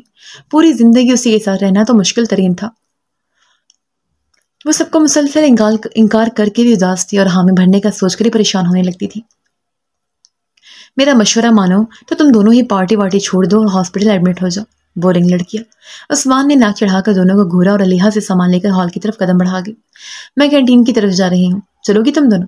گلالئی کو ہمیشہ کی طرح بھوک لگ گئی تھی۔ اس کے پوچھنے پر دونوں نے ہی نفی میں سر ہلایا۔ وہ کندھے اچکاتے آگے چل پڑی۔ حمالہ اپسیٹ مت ہو، تم ایک بار لالا کے بارے میں سوچ کر تو دیکھو۔ وہ سخت مزاج لگتے ہیں بٹ وہ کافی کیئرنگ اور لونگ سے انسان ہے۔ تنہائی پاتے ہی علیحہ نے اسے سمجھانے کی کوشش کی۔ علیحہ، مجھے وہ اچھے نہیں لگتے، وہ ڈانٹتے ہیں اور ان کے انداز سے لگتا ہے وہ مجھے بھی پسند نہیں کرتے۔ خانے مورے بھی مجھے ناپسند کرتی ہیں۔ میں ساری زندگی لیکچر اور ڈانٹ نہیں سننا چاہتی۔ حمالہ اداسی سے بول رہی تھی۔ علیحہ چپ ہو گئی۔ بٹ مجھے لگتا ہے لالا کو تم اچھی لگتی ہو، تبھی تو۔ علیحہ نے کچھ بتانا چاہا مگر حمالہ رو پڑی۔ مجھے وہ اچھے نہیں لگتے، میں ان سے حویلی میں کبھی کبھی ہونے والا سامنا بھی اب برداشت نہیں کر پا رہی تھی۔ ساری زندگی ان کے ساتھ کیسے رہوں گی؟ اس کے روتے الفاظ پر علیحہ ساکت سی رہ گئی۔ حمالہ کو خانہ رات سے اتنی چڑ اور الجھن کب ہوئی؟ کب ان کا سامنا ہوا؟ کہ بس وہی مال والی بات پر؟ علیحہ کا دماغ الجھ رہا تھا۔ حمالہ سسکیاں بھر رہی تھی، وہ تنگ آ رہی تھی سب کے سمجھانے سے، اور علیحہ جو اسے بتانا چاہتی تھی کہ خانہ رات نے خود اس سے شادی کی خواہش کی ہے، لفظ یہ بیٹھی رہ گئی۔ وہ کافی دیر سے سر جھکائے کی حالت میں بیٹھی ہوئی تھی۔ گلجان نے ایک نظر سکون سے سوتی بچی کو دیکھا، پھر حمینہ کے چہرے پر نظر ڈالی۔ ایسے گمسم کیوں ہو؟ کیا تم اپنی شادی سے خوش نہیں ہو؟ گلجان کے نرم لہجے میں کیے جانے والے سوال پر وہ چونک کر انہیں دیکھنے لگی۔ خان بیگم کا رد عمل دیکھنے کے بعد بھی آپ مجھ سے سوال کر رہی ہیں؟ کیا مجھے ایسی شادی پر خوش ہونا چاہیے جس میں گھر کے بڑے راضی ہی نہ ہوں اور ان کے غصے سے بچ کر مجھے اس کمرے میں چھپنا پڑ رہا ہو؟ حمینہ خالی خالی نظروں سے انہیں تک کی سوال کر رہی تھی۔ گلجان بے ساختہ اس کے معصوم چہرے کو دیکھنے لگی۔ وہ کم عمر سی لڑکی جب بولتی تھی تو تجربہ کار عورتوں والے بیان کرتی تھی۔ وقت نے اسے کتنا بڑا اور سنجیدہ کر دیا تھا۔ گلجان حیران ہوئی۔ بیٹا، وہ بس تھوڑی غصے ہیں، مگر آخر کب تک غصہ کریں گے؟ ابراہیم میں جان بستی ہے ان کی، اس کی خاطر مان جائیں گے، اور تمہیں چھپانے کے لیے نہیں لایا گیا یہاں، تمہیں تو بس یوں سمجھو مانگے میں بٹھا دیا گیا ہے۔ گلجان نے مسکرا کر اس کے سر پر ہاتھ پھیرا تو وہ خاموش نظروں سے ان کا شفیق چہرہ دیکھنے لگی۔ مجھے بہلائے نہیں بی بی جان، میں نے سچ کو اتنا جھیلا ہے کہ اب دور سے پہچان لیتی ہوں۔ خان بیگم کا غصہ اب کبھی نہیں اترے گا، کیونکہ میرا اور صاحب کا کوئی جوڑی نہیں۔ صاحب کی ضد فضول ہے، مجھے کوئی سہارا نہیں چاہیے۔ اس رات دیر ہو چکی تھی تو میں نے ان کی ضد پر حویل چلی ہے، مگر اس کا مطلب یہ نہیں کہ وہ ساری عمر کے لیے ہمدردی میں مجھے خود سے باندھ لیں۔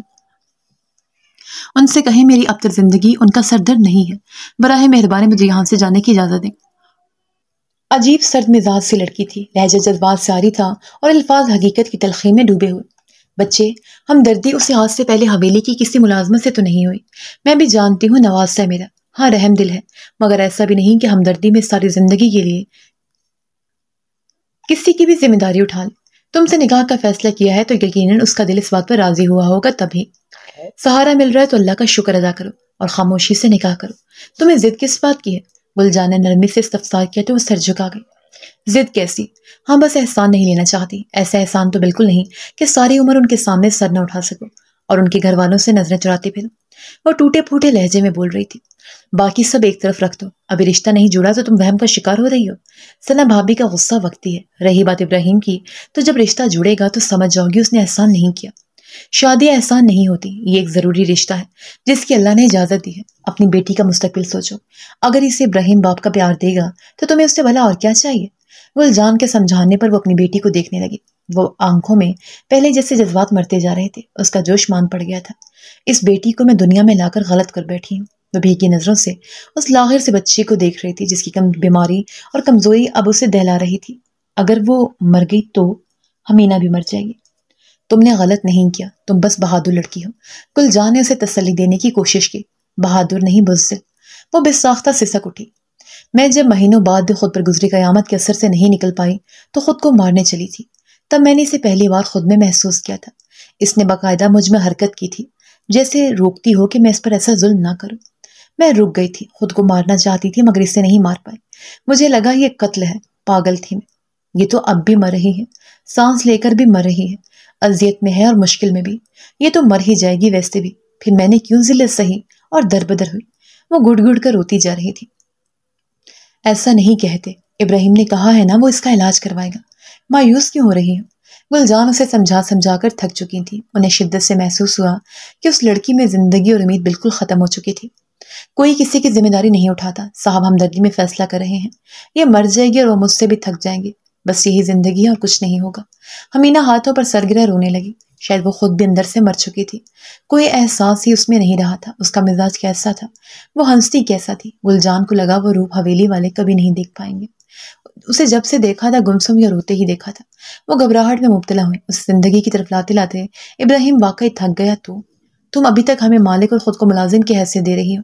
تخاطب بدلو، ہمیں اپنا سمجھنے کی کوشش کرو۔ خود کو زندگی کی طرف لاؤ گی تو زندگی بھی اپنا روپ بدلے گی، ورنہ تو ساری عمر اسی جگہ اسی مقام پر کھڑی رہ جاؤ گی۔ گلجان نے اس کے پشت سہلاتے اسے سمجھانے کی کوشش کی۔ کیونکہ میں ملازمہ بن کر یہاں آئی تھی، سب کی نظروں میں ملازمہ بن گئی۔ اب کیسے اپنی حیثیت بدلوں گی؟ میرے اپنوں نے مجھے ناکارہ وجود کی طرح کسی تیسرے مرد کے حوالے کر دیا۔ میں اب انجان لوگوں کو اپنا کیسے سمجھ لوں؟ میری زندگی تو بدل چکی، مجھ پر جو قیامت گزری ہے۔ اس زندہ لڑکیاں اس کے بعد مر جاتی ہیں، میں کیوں زندہ رہ گئی؟ نہ اذیت موت دیتی ہے نہ ذلت۔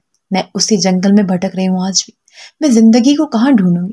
صاحب سے کہیں مجھے جانے کی اجازت دے دیں، شاید میں کسی گاڑی کے نیچے آ کر ہی مر جاؤں۔ خودکشی کی تو ہمت نہیں رہی مجھ میں۔ وہ ہاتھ مسلتی بھیگی آواز میں بول رہی تھی۔ گلجان اسے دیکھ کر رہ گئی۔ وہ اچھی خاصی پرکشش لڑکی تھی، نقوش بہت متاثر کن تھے، مگر ایسی زرد رنگت جیسے خون کا قطرہ بھی باقی نہ ہو۔ ہڈیوں کا ڈھانچہ بنی ہوئی تھی، آنکھوں کے گرد گہرے سیاہ حلقے اور پپڑی زدہ لب۔ اس کی آنکھیں ہر وقت سوزش شدہ اور پانی سے بھری ہوئی رہتی تھیں۔ گلجان اسے دیکھ کر پریشان ہوئی۔ کیا واقعی ابراہیم نے درس کھایا تھا؟ ایسی حالت میں جو لڑکی ہو اسے کون پسند کرے اور کون چاہے؟ اس کی ایسی حالت پر تو یہ تصور کرنا بھی محال تھا کہ اس کا مسکراتا روپ اور صحت مند سراپا کیسا ہوگا۔ وہ زندگی سے ایسے بیزار ہو چکی تھی کہ گلجان کو اسے سمجھانا بیکاری لگا تھا۔ نہ اس پر تسلی دلاسے کام کر رہے تھے، نہ ہی کوئی خوشائن لفظ۔ وہ خالی خلی وجود بن چکی تھی، مگر ابراہیم پھر بھی اسے نکاح کرنے کی ٹھان چکا تھا۔ نہ جانے وہ کیا سوچے بیٹھا تھا، کیا کرنے والا تھا۔ مردان خانے میں بیٹھے خانزادہ حویلی میں چند روز سے حمالے کے مسلسل احتجاج سے پریشان ہو رہے تھے۔ پریشان کیوں ہوتے ہو یار؟ بچی ہے، وہ سمجھ نہیں رہی، سمجھا دیں گے تو مان جائے گی۔ دعوت لالا زبردستی بھی نہیں کر سکتے۔ خان یاور نے ان کا کندھا تھپتھپا کر تسلی دی تو وہ پھیکا سا مسکرائے۔ والدین کو لگتا ہے ان کے بچے ہیرے ہیں اور ہر جگہ ہاتھوں ہاتھ لے جائیں گے، مگر دنیا ان میں پھر خامیاں دیکھ ہی لیتی ہے۔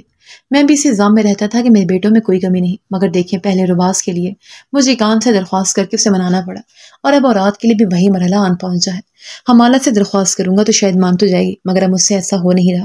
حمالہ کا احتجاج دل اداس کر گیا ہے۔ میرے بیٹوں میں کیا کمی ہے آخر؟ اوراد نے پہلی بار کچھ مانگا ہے، اسے کیا کہوں؟ خانزادہ سر جھکا کر افسردگی سے بول رہے تھے۔ خان یاور نے ان کی بات پر گہرا سانس بھرا۔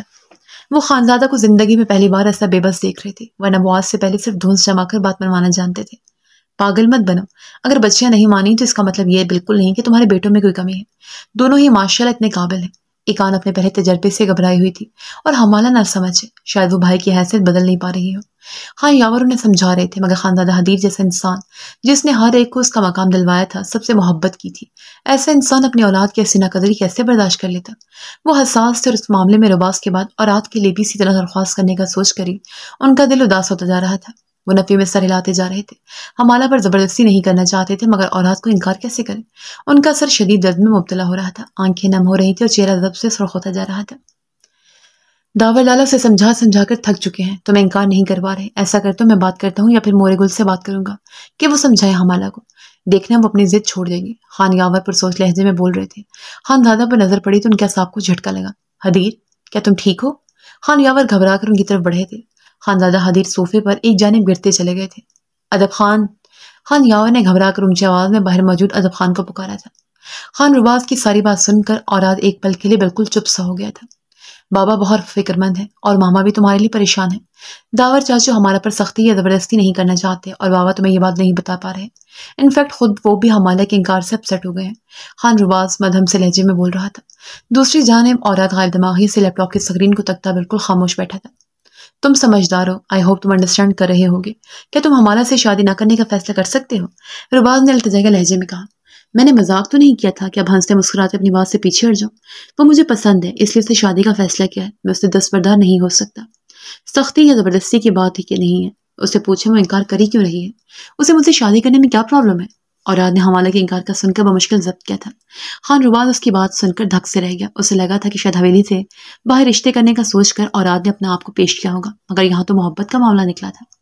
پتہ نہیں اسے کیا پرابلم ہے، کہیں تم نے اسے کچھ کہا تو نہیں اوراد؟ رباز نے تفکر سے سوال کیا۔ میں نے اسے ابھی تو کچھ نہیں کہا، مگر وہ اپنی بے وجہ ضد پر قائم رہی تو یقیناً اس کا دماغ ٹھکانے لگانے مجھے حویلی آنا پڑے گا۔ اسے کہہ دیں کوئی سولڈ ریزن دے انکار کی، ڈرامے بازی کر کے سب کا دماغ کیوں خراب کر رہی ہے؟ اور رات کا دماغ گھوم رہا تھا۔ اسے سب کی پریشانی کا سن کر اچھا نہیں لگ رہا تھا، مگر وہ اپنے دل کا کیا کرتا ہے جو اسی بے وقوف لڑکی پر اٹکا ہوا تھا۔ میں ایکانت سے کہوں گا اسے وجہ پوچھے اور اسے سمجھائے۔ تم اب پلیز کچھ الٹا سیدھا مت کر لینا۔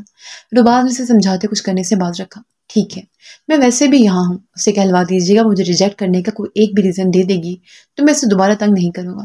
اور رات نے اپنی بات مکمل کر کے کال کاٹ دی۔ رباز سر پکڑ بیٹھا، ایکانت کی تلاش میں کمرے سے باہر نکلا تو خان حاضر کو تیزی سے مردہ خانے کی طرف جاتا دیکھ کر اس کی طرف بڑھ گیا۔ کوئی پریشانی ہے کیا داد جان؟ رباز نے سوال کیا، مگر وہ اتنی جلدی میں تھے کہ کچھ سنا ہی نہیں۔ وہ مردان خانے میں پہنچے تو خان یاور ادب خان کی مدد سے خانزادہ کو باہر لے جا رہے تھے۔ بابا! رباز کا دل بیٹھ سا گیا تھا۔ وہ تڑپ کر باپ کو پکارتا ان کی طرف بھاگا تھا۔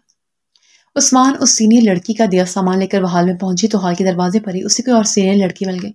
یہ ڈیکوریشن کا سامان ہے نا؟ اس کے سوال پر عثمان اس بات میں سر آیا اور بھاری شاہ پر ایک جانب رکھ کر اپنے تھکن زدہ بازو سے ہلانے لگی۔ نہیں، اسے یہاں مت رکھو، یہ سامان وہ سامنے والے بلاک تک لے جاؤ۔ آج جو کام ہونا تھا ہو گیا، اب حال بند ہو چکا ہے۔ ایکسٹرا سامان وہاں رکھ دیا ہے۔ اس لڑکی نے دور جس بلاک کا اشارہ کیا تھا وہ قدر بوسیدہ اور نہایت پرانی عمارت ہونے کی وجہ سے اب استعمال میں نہیں تھی اور وہ جگہ یونی سے لگ تھی۔ جب آج ضرورت نہیں تھی تو سامان منگوایا کیوں تھا؟ آپ لوگوں کو فریشر سامان لادنے والا گدھا نظر آتا ہے؟ بس! عثمان ناک چڑھا کر بدتہذیبی سے بولی اور سامان اٹھا لیا۔ وہ لڑکی عثمان کی تیز زبان پر اسے گھور کر رہ گئی تھی۔ عثمان سامان اٹھا اس جگہ تک پہنچی، ارد گرد نظر دوڑا کر اسے حیرت ہوئی تھی۔ جگہ ایسے ویران تھی جیسے وہاں بھوتوں کا بسیرا۔ یہاں تو کوئی نہیں ہے، سامان یہیں ہوا ہال میں معلق کرنا ہے کیا؟ عثمان کا موڈ بری طرح خراب ہونے لگا۔ ابھی اس نے سامان ایک طرف رکھنے کا سوچا ہی تھا کہ کسی نے اسے سامان جھپٹ کر چھینا اور اسے سوچنے سمجھنے کا موقع دیے بنا دھکا دیا۔ عثمان لڑکھڑا کر ایک طرف ٹوٹے پھوٹے فرش پر گر گئے۔ یہ سب اتنا اچانک ہوا تھا کہ وہ سنبھال ہی نہیں پائی تھی۔ خود کو بچانے کے لیے زمین پر جو ہتھیلیاں ٹکائی تھی وہ بھی زخمی ہو گئی تھی۔ یہ کیا بدتمیزی ہے؟ وہ سر سنبھالتے پلٹ کر چیخے۔ سامنے تمسخر بھری نظروں سے اسے دیکھتے 4 لڑکے کھڑے ہوئے تھے۔ بدتمیزی تو ہم نے ابھی کی ہی نہیں مس بیوٹی، تم تو پہلے خفا ہونے چلی۔ چل اب ذرا اپنے چہرے سے نقاب ہٹا کر اس حسین چہرے کا دیدار کرواؤ ہمیں۔ ایک لڑکے نے چمکتے یار آنکھوں سے اسے دیکھتے ہوئے کہا تو وہ ٹھٹک کر انہیں دیکھنے لگی۔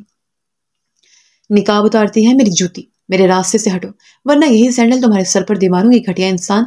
عثمان پھرتی سے کھڑی ہوتی اپنے پیر سے سینڈل اتارتے غرا کر بولی۔ مقابل میں 4 لڑکے دیکھ کر بھی وہ مدھم نہیں پڑی تھی۔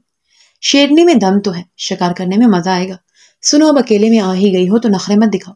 وہ لڑکے ایک دوسرے کو دیکھ کر مزہ لیتے ہوئے بولی۔ عثمان ان پر لعنت بھیج کر نکلنا چاہ رہی تھی جب ان میں سے ایک لڑکی نے دیدہ دلیری سے اس کا بازو پکڑ لیا۔ اس سے پہلے کہ وہ اس پر ہاتھ اٹھاتی دوسرے لڑکے نے اس کا دوسرا ہاتھ پکڑ لیا۔ میرے حجاب کو ہاتھ بھی مت لگانا، تم جانتے نہیں ہو میں کون ہوں۔ عثمان نے اپنے ہاتھ چھڑوانے کی کوشش کرتے ہوئے سرد لہجے میں جتایا جبکہ اس کا دل اب بری طرح سہم گیا تھا۔ ابھی تو ہمیں صرف یہ جاننا ہے کہ تم دکھتی کیسی ہو، تم کون ہو اس سے فرق نہیں پڑتا۔ تم سے مزہ لے کر بھی ہمیں پیسہ ملے گا، اور کیا چاہیے؟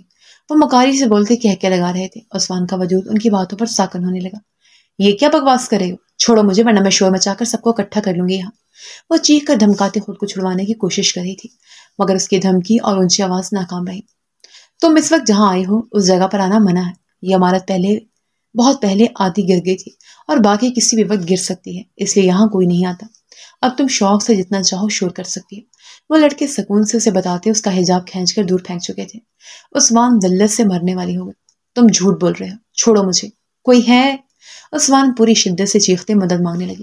وہ ہنستے اس کی الفا آواز سے لطف لے رہے تھے۔